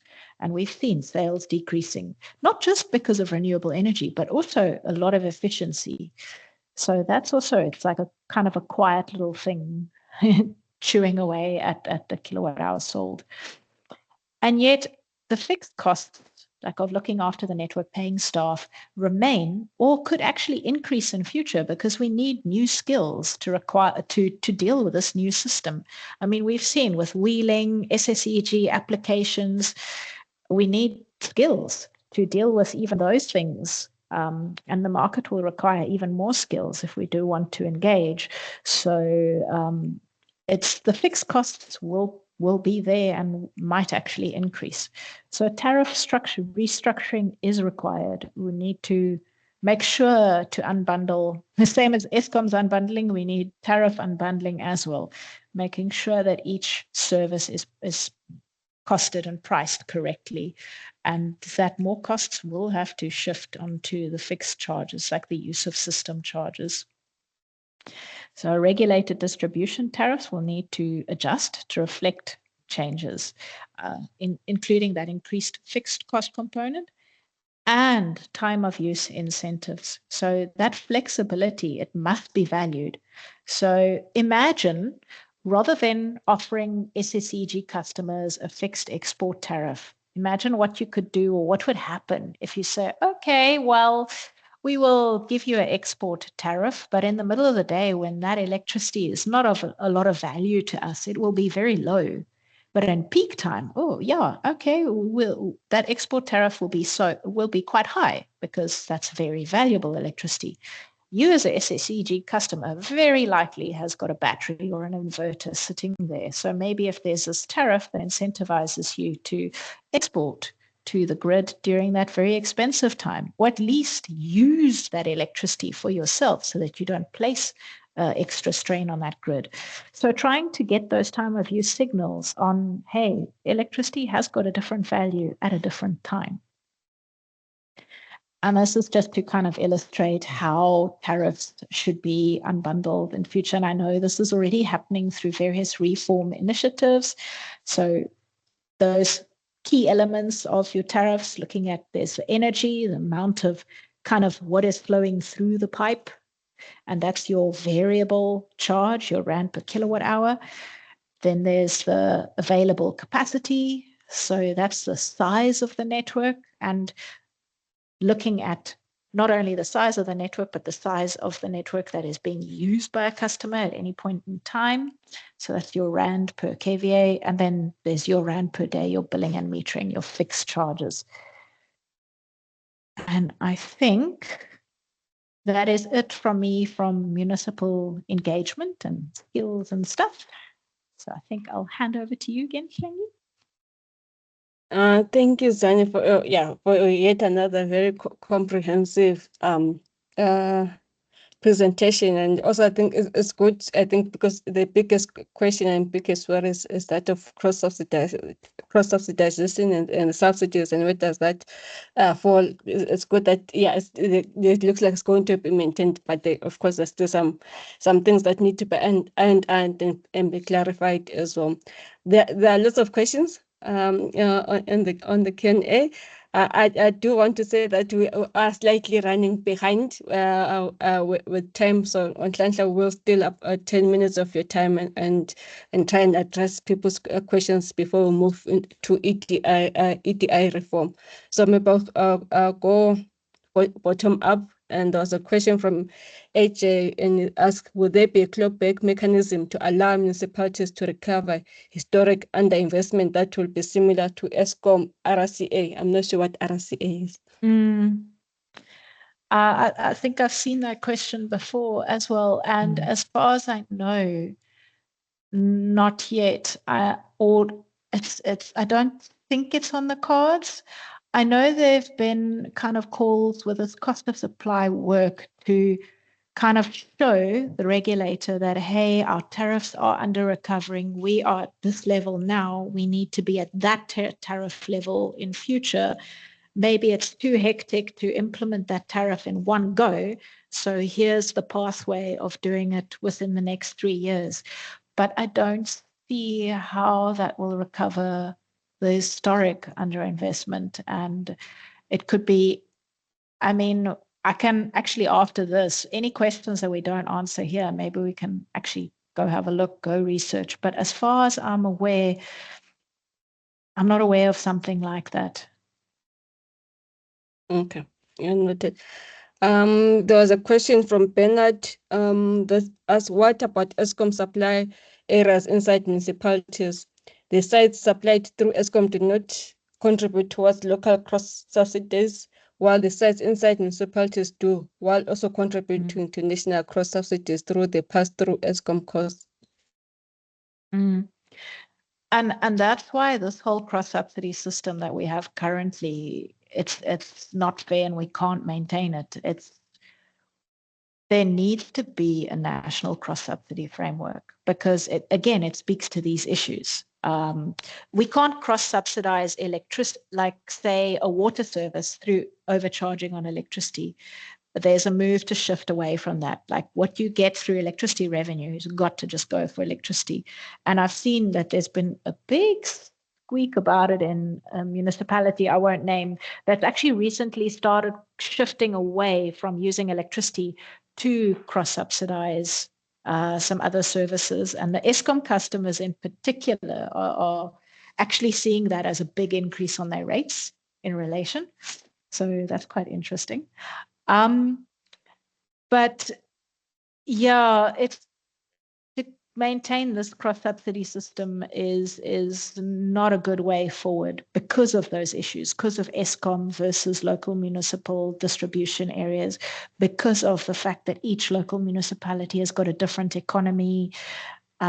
It's not fair to base it just on the local customers that you have access to. So a better way would be to have a type of mechanism where there could be a subsidy system that's maybe kind of pulled from customers, goes to national and goes down, or we're uncertain as to what this space could even look like. People are calling for it, but there's no specific idea of how to do it. And I know Keith from NTCSA said very likely the market will open without this being resolved, but it needs to be resolved critically and soon.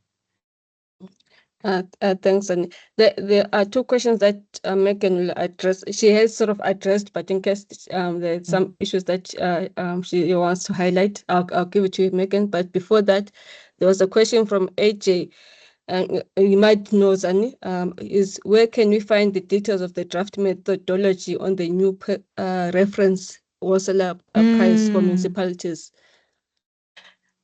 I'd say to phone a friend, find municipalities who were in that webinar, because I know they were sent that document, the ones who did attend. I think it is very near to publication. I could have a look and see. From the sounds of it, it sounded like it was near publication, and I know it has been sent out to whoever attended that webinar, but I don't think it was for further sharing. It was called something like Wholesale Energy Pricing Methodology. And maybe if we just keep Googling that every day, we might see it when it's published. And last question from Forrest, two questions, and apologies if this was addressed during the presentation. Should municipalities and ESCOM still be allowed to also participate in the generation space? If so, there is a conflict of interest, as private generation projects might be delayed or disallowed to retain capacity for themselves. Second question, are there countries which have shown or proven that wholesale market is working well for role players? So the first one, I'm not quite sure I understood correctly. So it's a whole thing of whether a power plant will either be part of the market or have to sell to a local municipality or something like that. I know a local municipality could have like a portfolio of services that they offer to the market. Like maybe they'll say, hey, I don't just forecast that I need this demand tomorrow, but I also have a generating power plant that I already have an agreement with. And I also have a demand response option here. And I've got a battery system there. And maybe they'll kind of bid in all those services into a market. But I'm not sure I understood the question correctly. So maybe just to check on that. On the wholesale markets of where it's run well and where not, we did try and get into the bottom of it, and there's a whole research paper that was done by the Regulatory Assistance Project that looked at examples internationally, and that's quite a good paper to have a look at. And I think there were cases.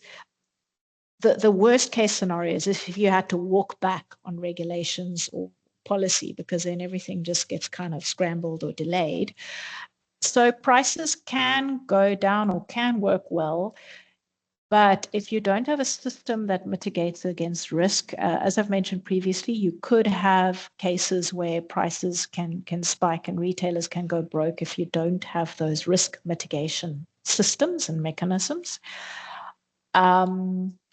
And I've seen that what happened in Norway is that the smaller distributors that didn't have the capacity kind of worked together or merged with bigger ones. So what you'd find is there'd be fewer and fewer distribution utilities engaging with the market, because they're all kind of working together, or they become amalgamated because it's kind of difficult to interact with the market as a smaller entity.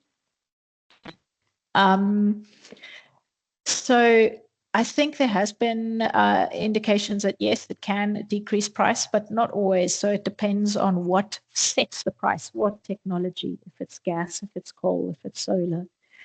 And in our case, we've got the one impact. This will be to try and get efficiency and reduce prices, but we've also got a lot of historic issues that will still keep pushing prices from below. But on average, in general, it has decreased the wholesale price. Well, that's the reason why most are going there. But also, just because of this unfair system where we have this market already, we have all these players, and they are impacting the system. They are creating costs that aren't covered at the moment.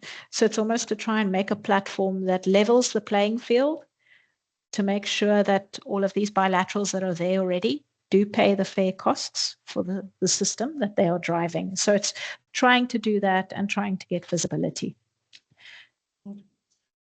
Thanks. And Megan, do you want to come in I to don't address want some of to. the questions? Yeah, I don't want to do much because I think we do need to get on to SALGA and Klantler's EDI reform. I think the only thing I wanted to say is that, well, firstly, we will post links to the resources that are on the PCC's website and encourage people to look at those again in the coming weeks, because there's a sort of a summary paper that really goes through what Zani's just presented in a little bit more detail, and it's quite accessible. So and we also will have 2 nice videos that are very easy to listen to, and they're only a couple of minutes each that also go through it.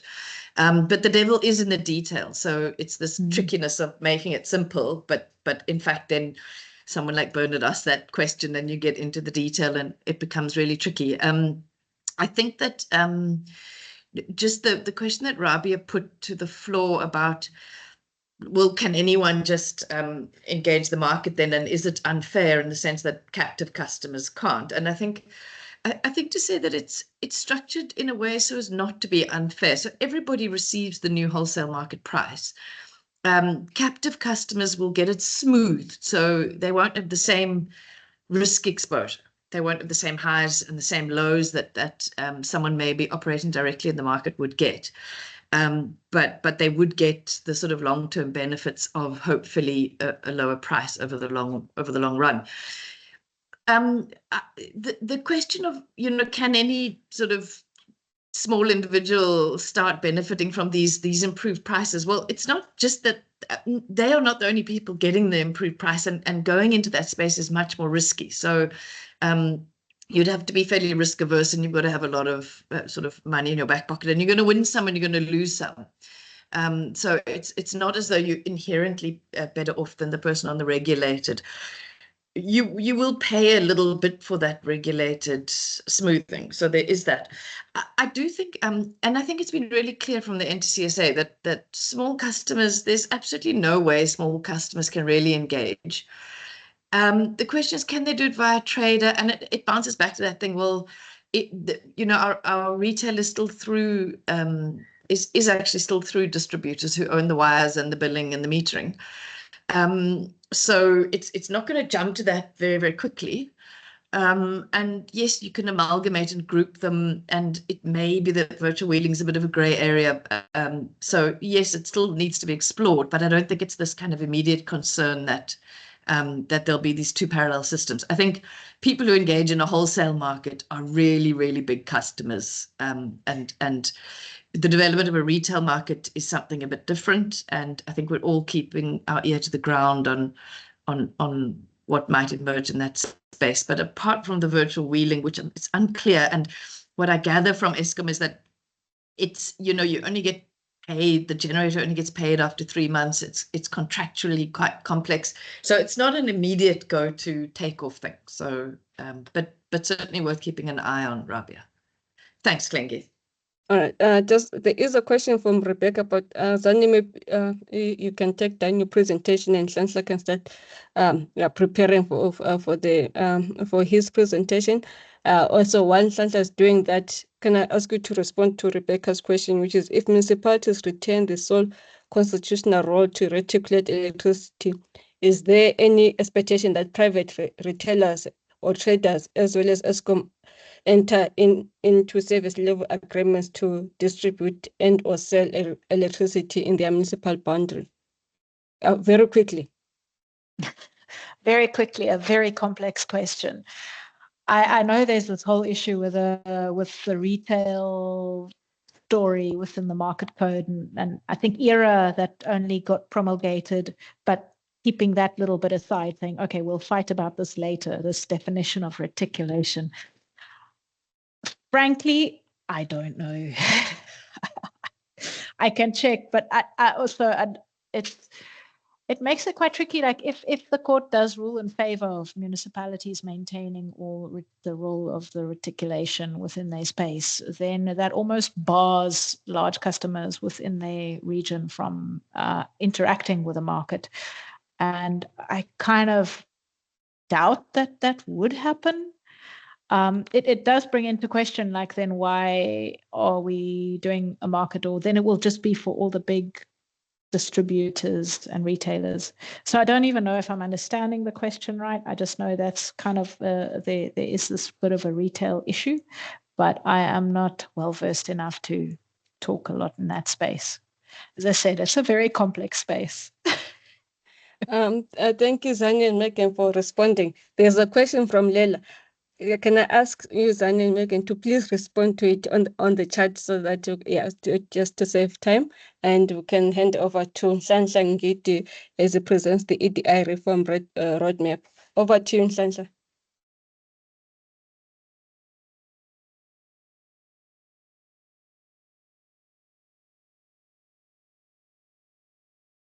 Good morning, everyone. Thanks, Lengiwe. And good morning, colleagues. Morning, everyone in the room. I am going to try to arrest my passion and try to do this within the next 20-25 minutes. I'm going to try my best. I'm going to be presenting what should be in a 300-page document, trying to communicate it to you in the next 20-30 minutes. So, Chair, I'll try my best. You will see that I will be moving between two things at some point, because there is a SALGA EDI reform strategy, which in a way has greatly influenced what has happened at a national level with the NECOM EDI roadmap. So I'll just give context quickly, and I'm not going to spend a lot of time on slides that I think should not be significant for this presentation today. So I hope you can all see my slides, Chair. Yes, you can see them. Okay, great. All right. So I'm not going to spend time on this. This is just for information, but I think in that report from the NECOM, the roadmap, there is quite a great chapter around legislative framework and where we come from, in terms of the reforms. What have we done in the past 20 to 30 years in the sector in terms of the reforms that have taken place, and still today we are still reforming. So I'm not going to go through this slide. This is just for your information. So now, just to give a bit of background about the SALGA initiatives around reform. So we've had two phases of areas of work around the reform. So I think in 2022, 2023, when the ERA Amendment Bill was in the public for comments and everything, then SALGA started to align itself with what was transpiring nationally.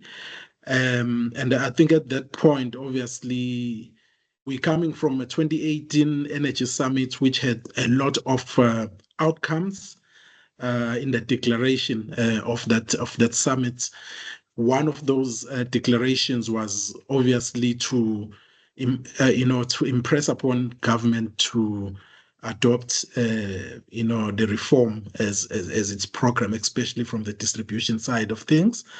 But up until 2023, there was nothing much in the national dialogue around EDI reform, but except there was obviously a quick move towards the formation of the energy wholesale market. And obviously SALGA started aligning itself with its partners such as GIZ, where resources were provided to do the phase one of the reform, basically trying to be proactive around the developments of the ERA Amendment Bill. So we first did a report, a very detailed report around the state of the sector and the current performance of the sector, obviously, because we cannot really talk about reform without knowing where you are in terms of your status. Then, obviously, there was another paper that was looking at the potential future impacts of the energy transition and power factor reform to municipal business models. And that was presenting also some suitable international best practice examples for municipalities.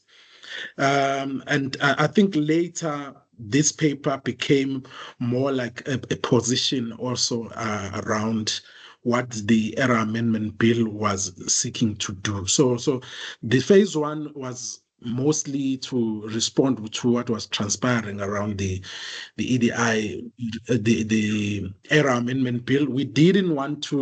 I don't want to talk about what happened with, the introduction of the new definition of electricity reticulation, because I think I can take the whole day also talking about that, so I'm not going to touch on that.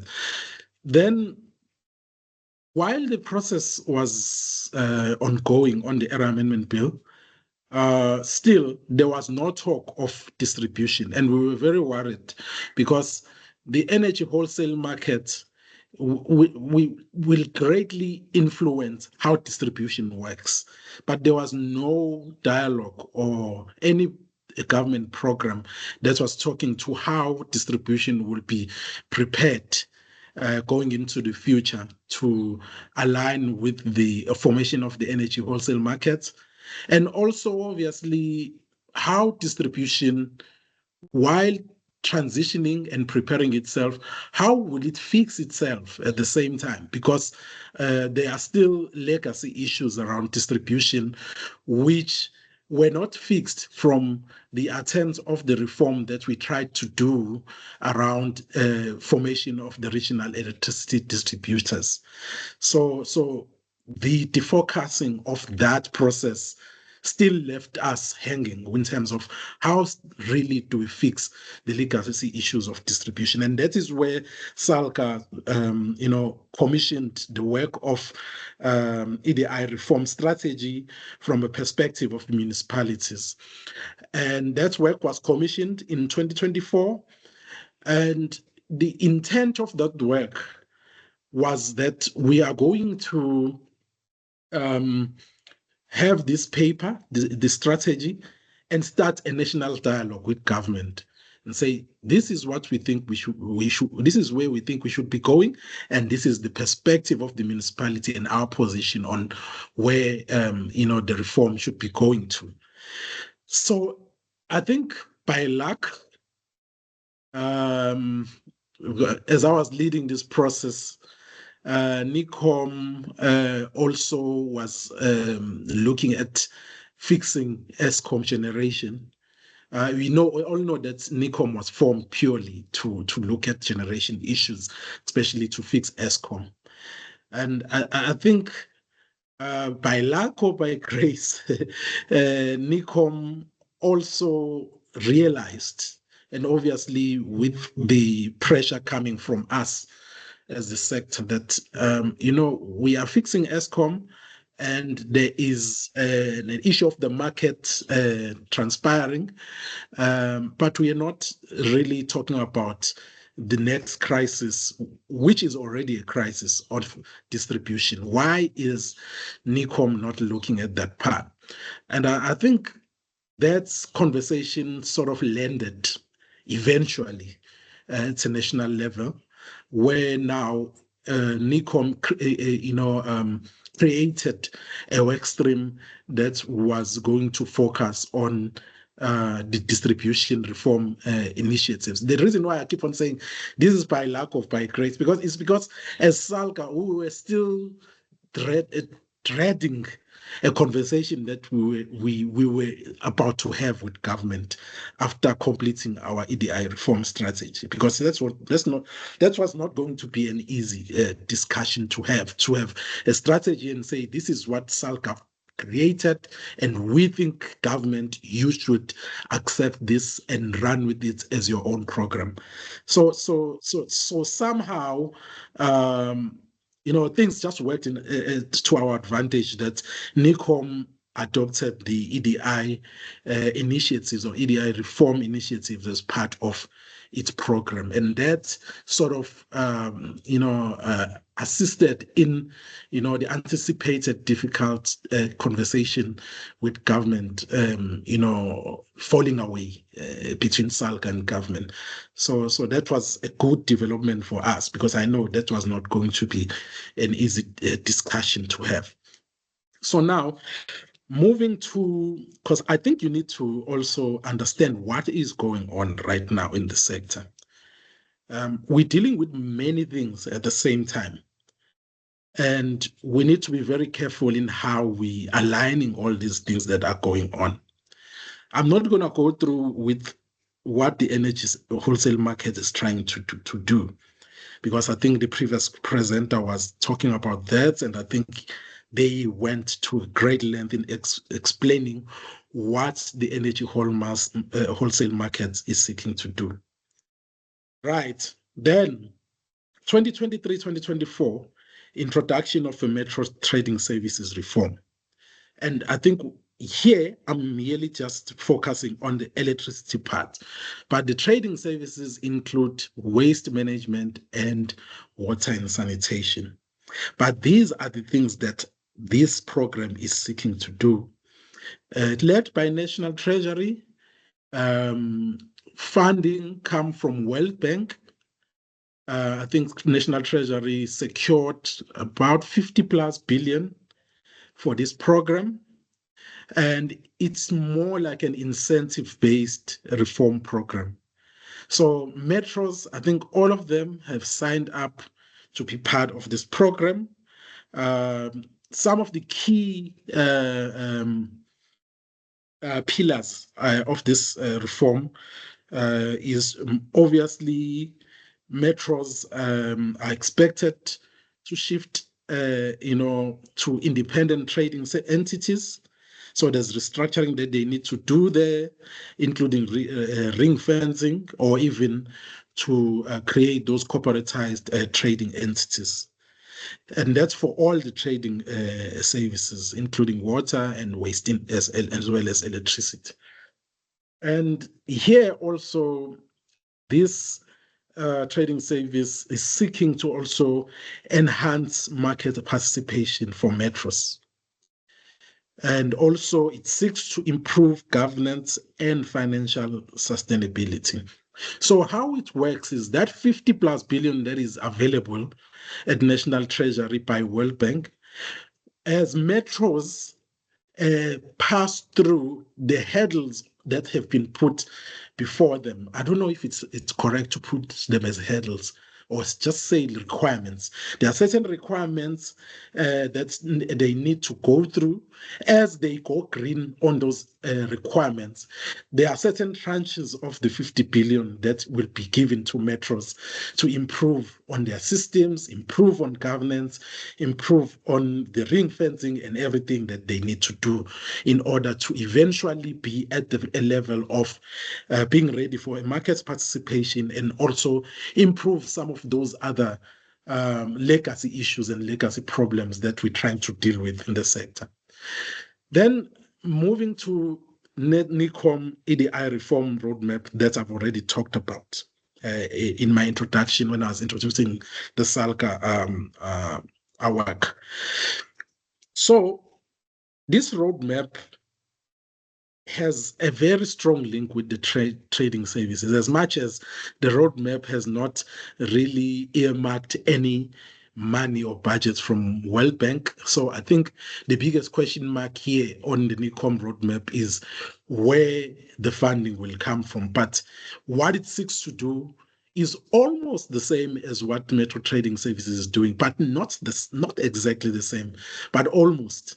because here also some of the key pillars, obviously, to restructure and consolidate eventually, improving financial governance, strengthen governance, billing system, and credit worthiness of municipalities. Also, preparing municipalities for market integration, and most importantly, the investment and modernization of the infrastructure that is currently dilapidated and very old and grossly underinvested on. So then also this NECOM process is a phased implementation approach.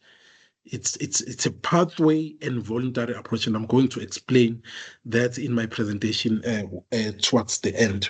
What is this pathway and voluntary approach? So this time around, the approach is not necessarily to create or design a structure and force the sector to fit into that structure. So this one is mostly now to a pathway approach to improve and modernize. And then after we have achieved the sustainable utilities in terms of distributors, we can now start discussing what do we do now? Because as much as we will be reaching sustainability, but we'll still be reaching it with a very fragmented kind of environment. We'll still be having more than 160 distributors. So once we get them modernized, improve financial governance, improve sustainability, we're still going to have a conversation about now, how do we structure the sector? Because we have reached sustainability that we always wanted, but we cannot move on with this fragmentation. So then there will be a conversation about, let's move to a certain structure. Might it be a regional electricity distributors? Might it be district distributors? Or whatever the case may be. That conversation is only going to be had once this roadmap has been completed and everything that has been earmarked in this roadmap has been achieved.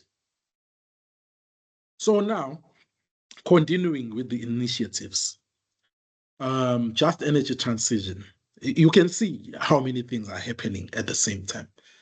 So this just energy transition is seeking to shift us from coal to renewables, or from dirty power to clean power. Also seeking to protect jobs and communities, and seeking also to comply to some of those, climate change issues, where there has been some international climate change, financing that has been earmarked for that.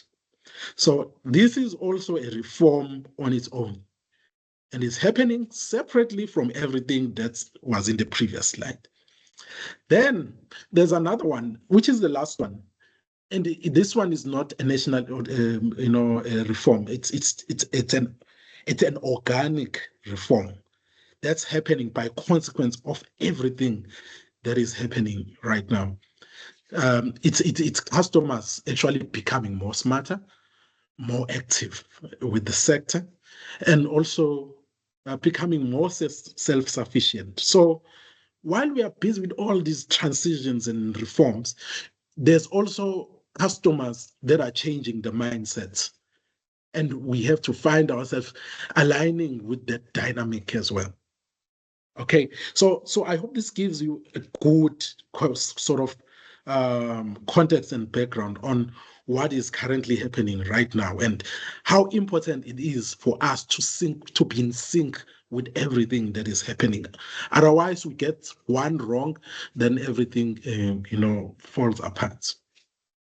So I'm not going to go through this slide because I think it's just explained what exactly talked about in the background, where NECOM has adopted and created work streams of EDI reform, and that work stream was or is chaired by, SALGA and ESCOM. And then that's where the influence of the SALGA strategy comes in. Excuse me. Because SALGA has been co-chairing with ESCOM on this work stream for development of the EDI reform, we thought we need to align, and we cannot be running two things at the same time. SALGA cannot be running an EDI reform strategy, and NICOM is seeking to develop an EDI reform roadmap. So let's rather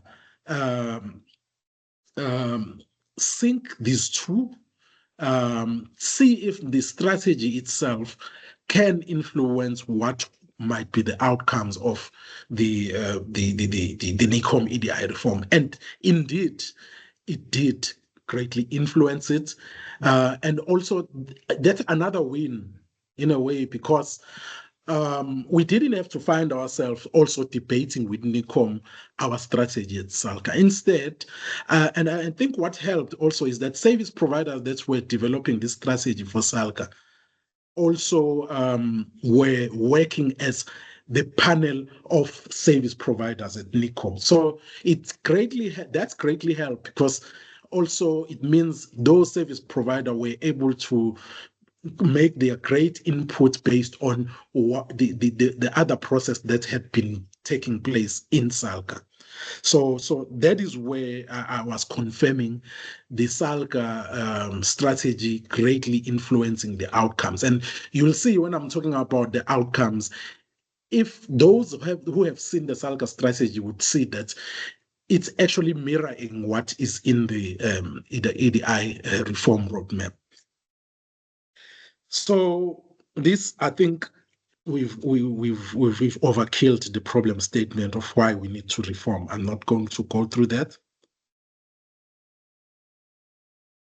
And obviously, this is still unpacking the previous slide, but now in word form.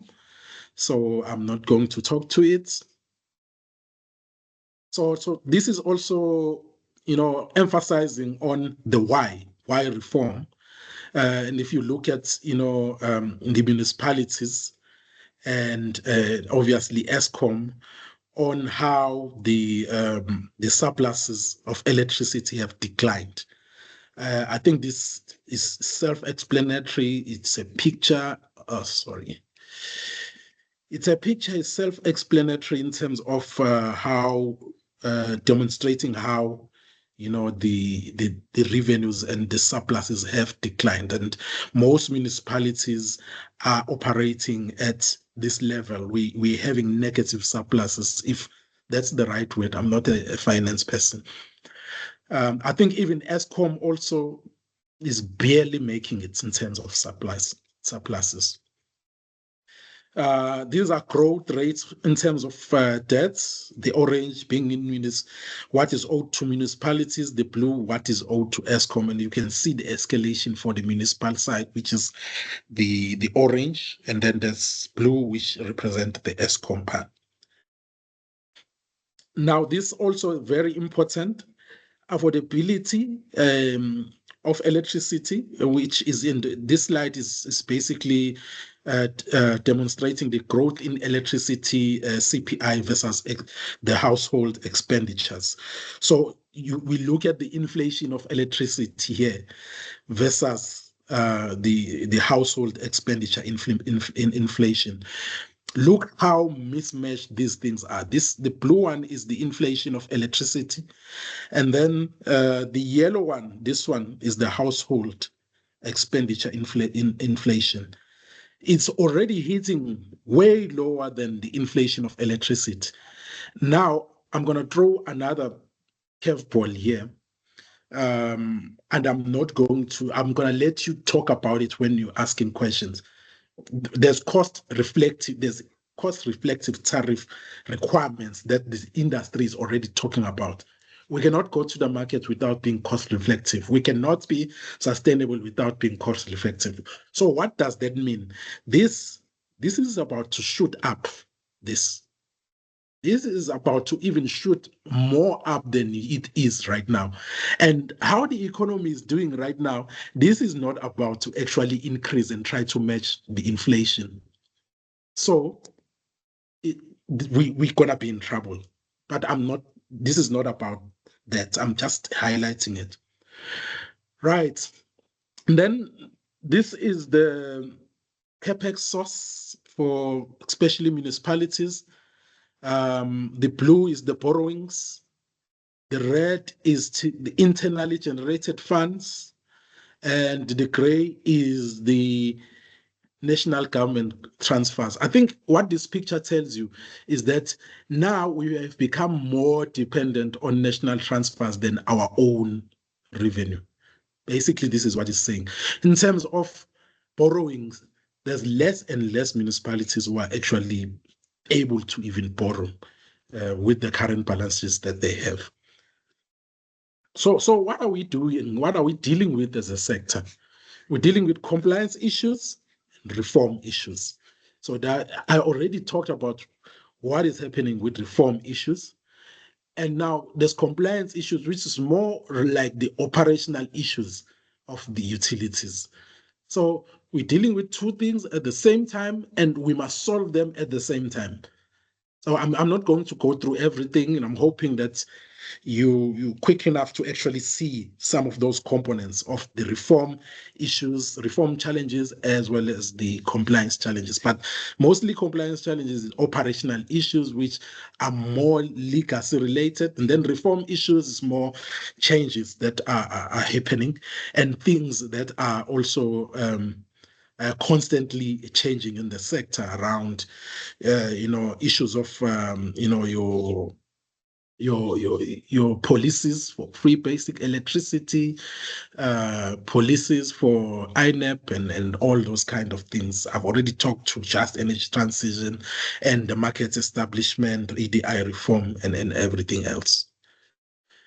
Right. So here it's just the vision and objectives that are agreed upon by stakeholders when we were creating the process. And I'm not going to go through it. I think it's for interests. I think what's more important now is for me, because I think I'm already at 20 minutes and more, it's to go towards what exactly is the approach that I was talking about on the NICOM roadmap. So this slide is more around, the characteristics of the utility of the future, what we agreed upon in terms of what do we want to see when we call these utilities of the future, and we've achieved that. So this is just, what we're aiming to achieve with these utilities of the future.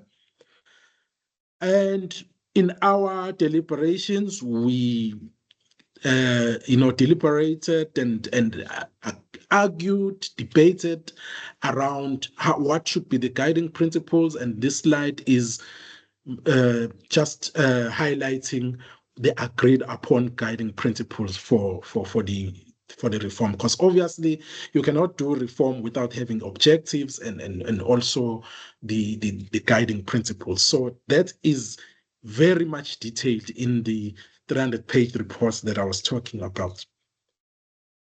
So based on the guiding principles, objectives, so we had to agree on key issues for reforms. Mostly, I think most importantly, that the reform is necessary and all that comes with it. And obviously what the reform roadmap should recommend and address. Now, the pathway approach, because I think all of us realized that we cannot do this and impose certain reforms and structural reforms to the sector without first improving on many things that needs to be improved on, including issues of infrastructure and sustainability for the sector. So the pathway approach, obviously, is what we converged on as the stakeholders, that the municipalities and ESCOM will choose pathways, but it's more not choosing in a way, it's more you will be funneled and placed in a pathway based on your state at that point in time. And I'm going to give that eventually. So each pathway requires implementation of reforms, and they are voluntary. especially for pathway 1 and 2. And for pathway 3, there might be mandatory reforms that would be there if the assessment puts you in a state that place you in pathway 3.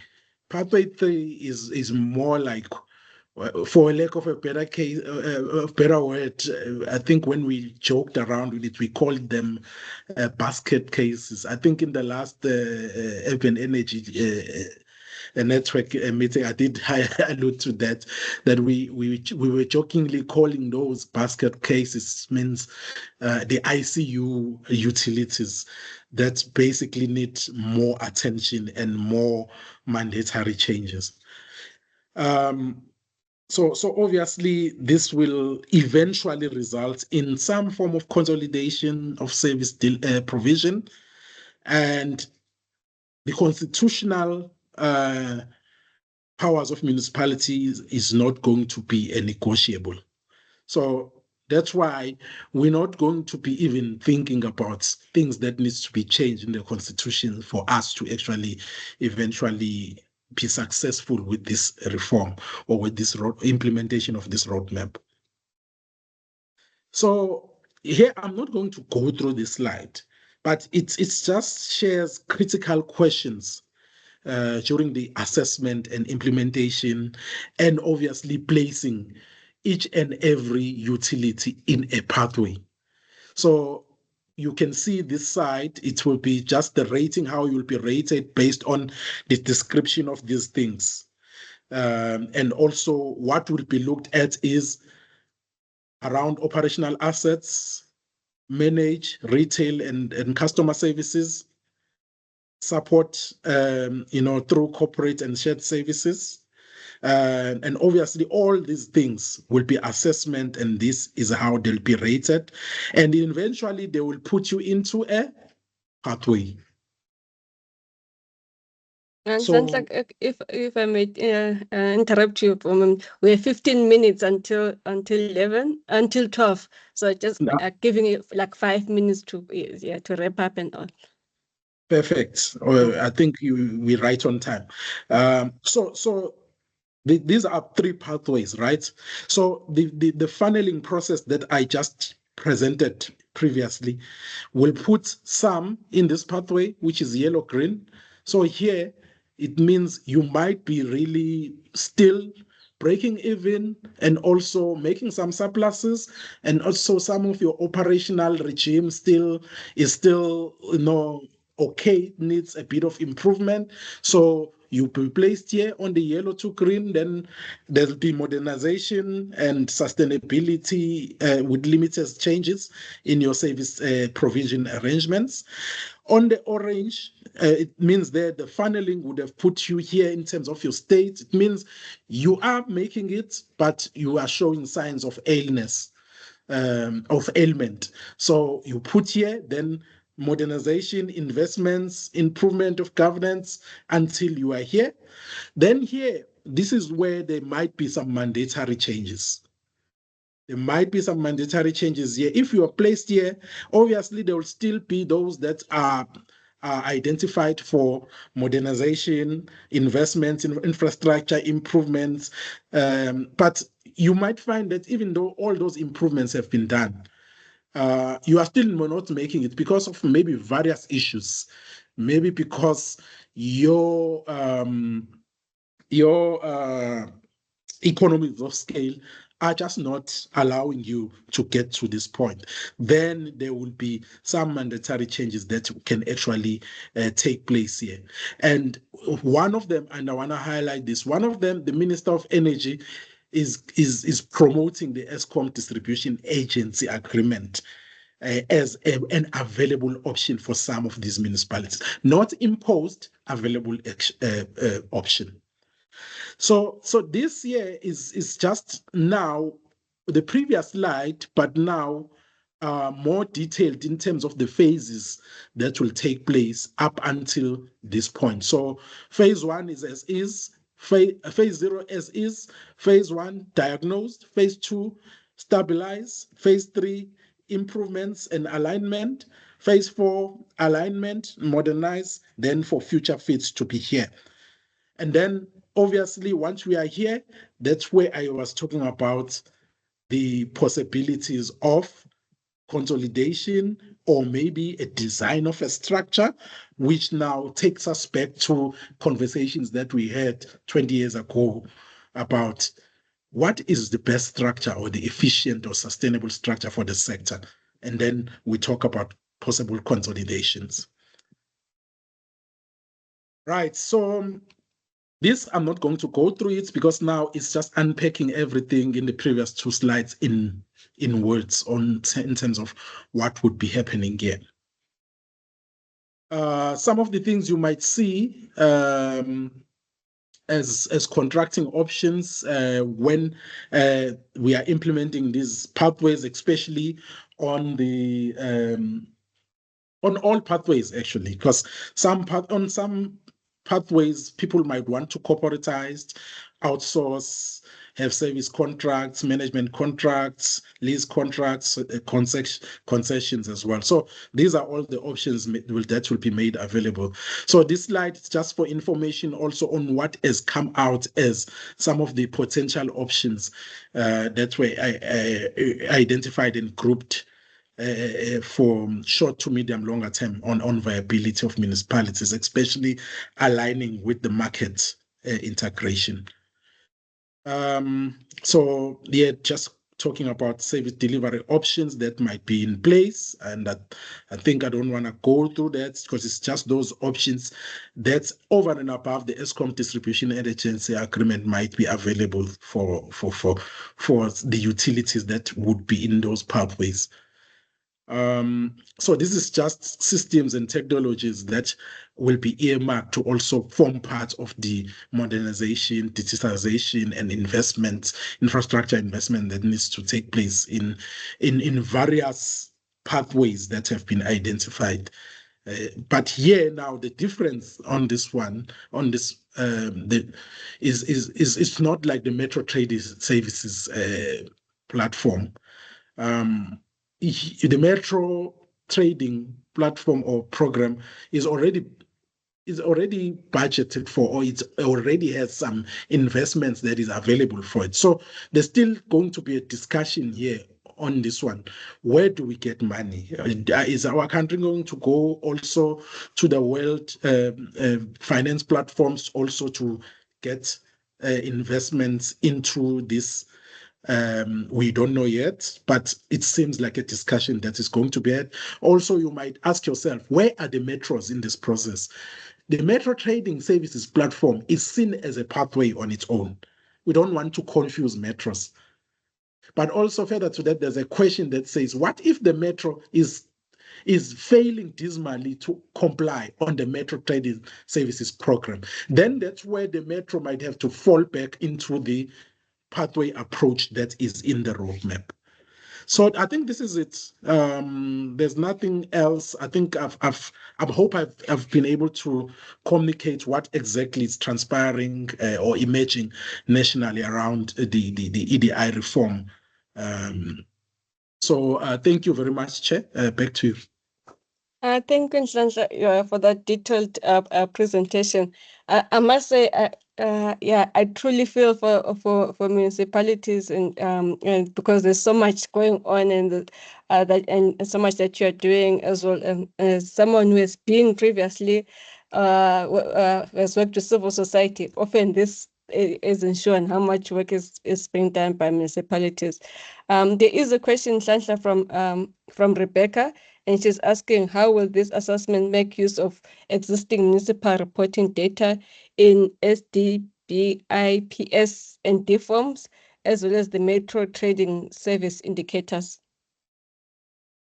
Yeah, okay. This is an interesting question, but I think most of the solutions that have been presented here all these data platforms have informed some of the decisions. Your DFORMs, your Section 41 report, Section 71 reports, everything that municipalities and ESCOM report data on, that data has been used also to form part of the solutioning. I don't know if I'm answering the question, but if there's a 100-slide presentation where there's a few slides that indicate the data platforms that have been used for this work. Thank you, Nhlanhla. I'm not seeing other questions on the chat, so I am going to use my discretion as chair to say, Silas, do you want to come in and give us a quick update on the chat before we will conclude the webinar? Municipal chat, yes.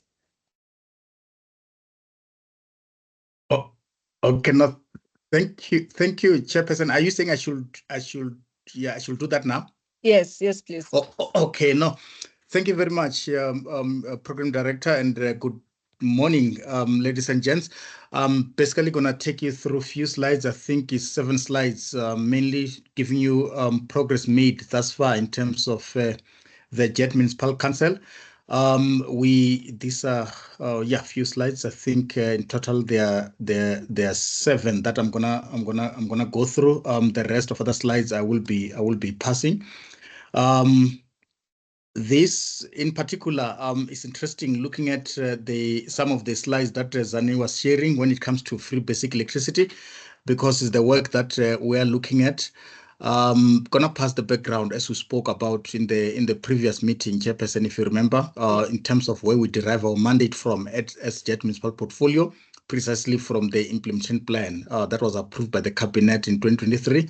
That is Chapter 10. It deals with municipalities, and that's where we, as the Jet Municipal Secretariat and Council, as well as work streams, were actually resolved by the conference that took place last year, August. So also going to pass the key outputs that we anticipate to achieve between now 2025 to 2027. So the main thing here is the progress that different work streams are actually making, which talks to these key outputs.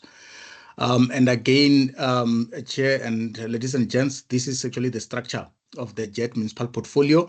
We do have the Jet Municipal Council, more like a board of the municipal jet portfolio. It is chaired by SALGA-CEO, and the members are accounting officers of 8 or 9 rather different organizations, including Treasury, COCTA, MISA, NESA, DEE, ESCOM, AMU, and a number of them. So accounting officers are members of this council. And then there is Secretariat, which SALGA is playing this particular role, that is to administer the day-to-day work of the Jet Municipal Portfolio, as well as Jet PMU, Project Management Unit. Their main key role is actually to support the Secretariat, as well as to mobilize the funding for the Jet Municipal Council. So what I'm going to present here as the progress in the next 8 or 7 minutes or so, Chair, is actually the progress we're making. 3 minutes. Oh, okay. Yeah, those minutes were very fast. Yeah, 10 minutes can be very fast. It's okay. The capacity development, the finance structuring, as well as the energy access. That's what I'm gonna talk to in the next 3 minutes, Chair. We spoke about this. This is the capacity development. I'm going to pass these particular slides and go to the progress that this capability development workstream has made so far. This is what we've done. In terms of capability development for municipalities, we have developed a report in terms that talks to jet skills development, which are required in the municipalities. That is soft, hard, as well as general skills.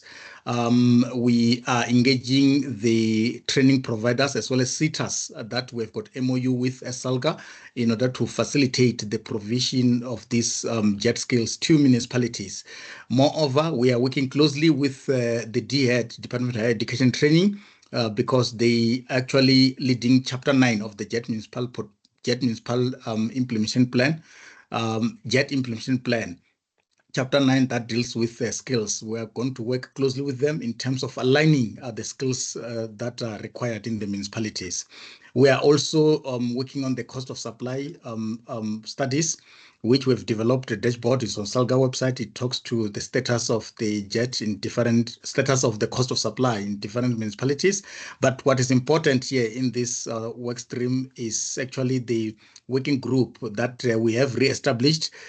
This comprised of various organizations, just listed few in brackets, but why listed few in brackets is precisely the objective or rationale for re-establishment of the working group. That is to coordinate and to align different cost of supply initiatives and activities that are being conducted by all these different organizations. Point in case is SALGA, which we are appointing service provider that will select, I think, around 8 to 15 municipalities that we're getting service provider that will conduct a comprehensive cost of supply for these particular municipalities. I think National Treasury also is doing the same, but GIZ, they've, gonna start soon to do a lot of capacity building in terms of cost of supply. So this working group is to avoid duplication and to avoid double dip, because in some cases, some municipalities benefit more than others. Then we're going to make sure that we coordinate and align this development. So this capability development, this is the progress at this point in time.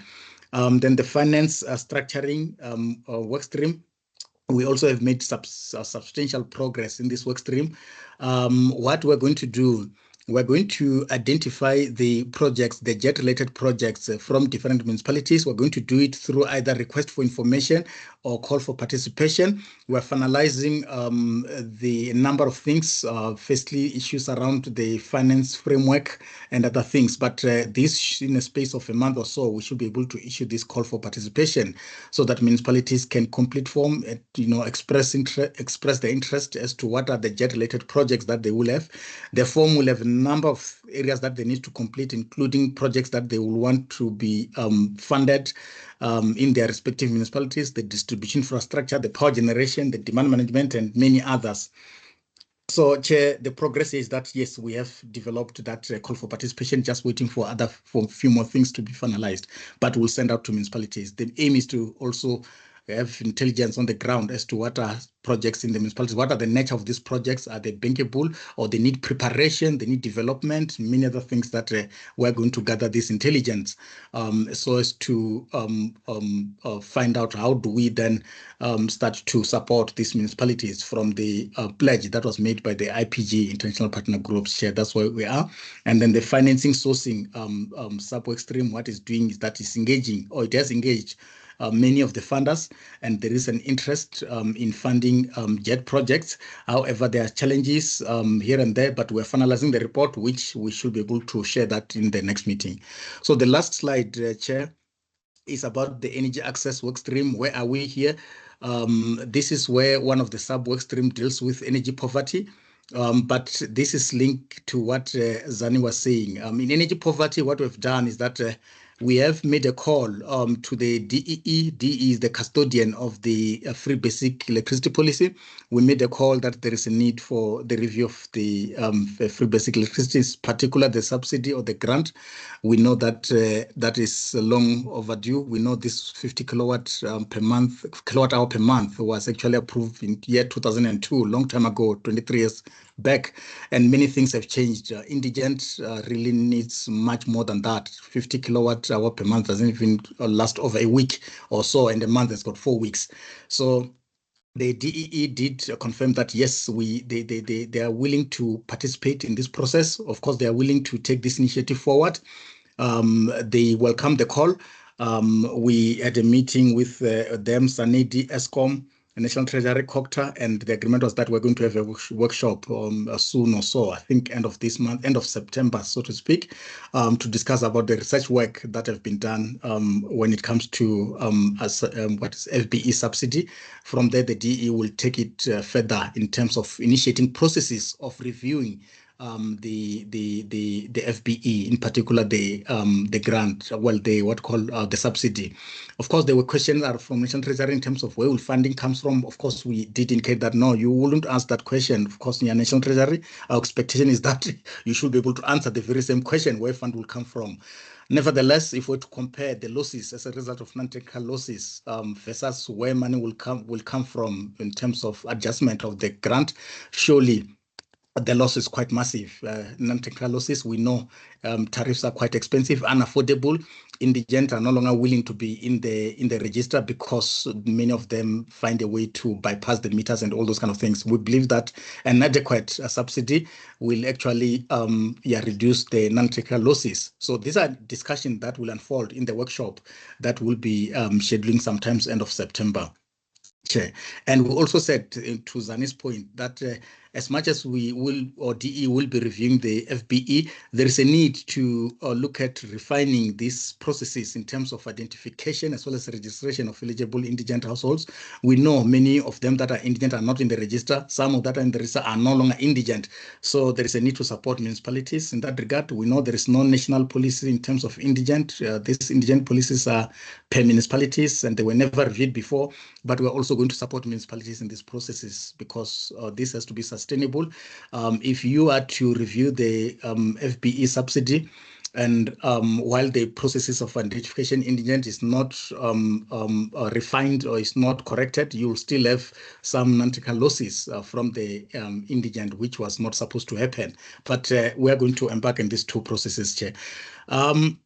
This is all. I will go to the last slide from this one. This is the progress that we're making, Chair, in terms of the workshop for the FBE that will be communicated. I think organizations that will be present will be afforded an opportunity to present in the workshop. This will include the likes of PARI, the likes of ESCOM, SANEDI, and obviously the work that SEA has done. We're going to look at that. We're still going to plan this workshop, and yeah, that will be communicated. And we believe colleagues that are on the call here will also participate in the workshop. Chair, I'm gonna go to the very last slide.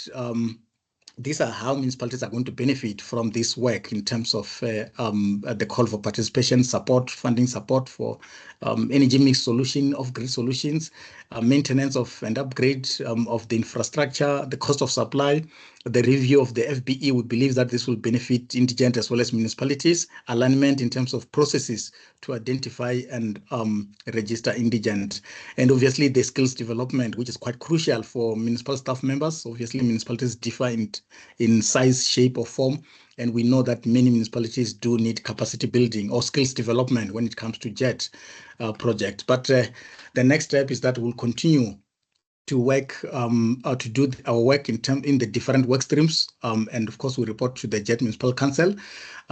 Work I'm referring to what I've just presented now as progress. We'll continue to engage IPG international partner groups and development finance institutions so that they can conclude their funding models, as we do need these funds to be spent to the JET to the municipal JET projects.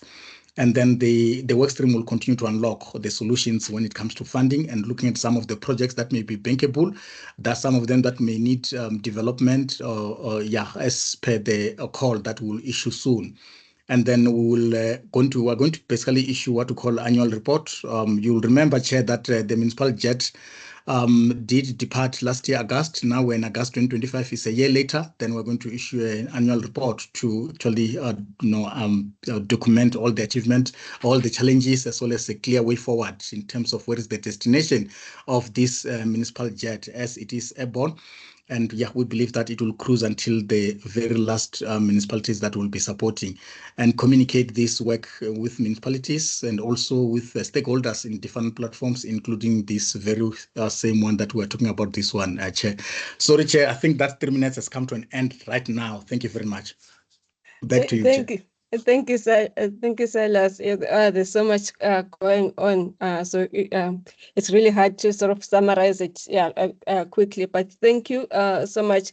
And I think before I hand over to Megan, I'm just gonna close, and then Megan can do the wrap up, and which is that the reform, as Zani said it in the beginning, which is that going forward, the policies are going to keep changing. There's going to be new updates, and so that's why we need this the platforms like this to continuously stay up to date with what is going on. So try to engage more and more on this issue so that everyone is up to date and understands how the municipalities can continue to play in the energy sector and in this energy reform. So thank you so much, everyone, for joining us, and a big thanks to Zani for the two presentations that she provided, quite in-depth presentations that she provided. A huge thanks to Nhlanhla, who has already left, but thank you to Nhlanhla for giving us that rundown of what SALGA is doing as well to ensure that municipalities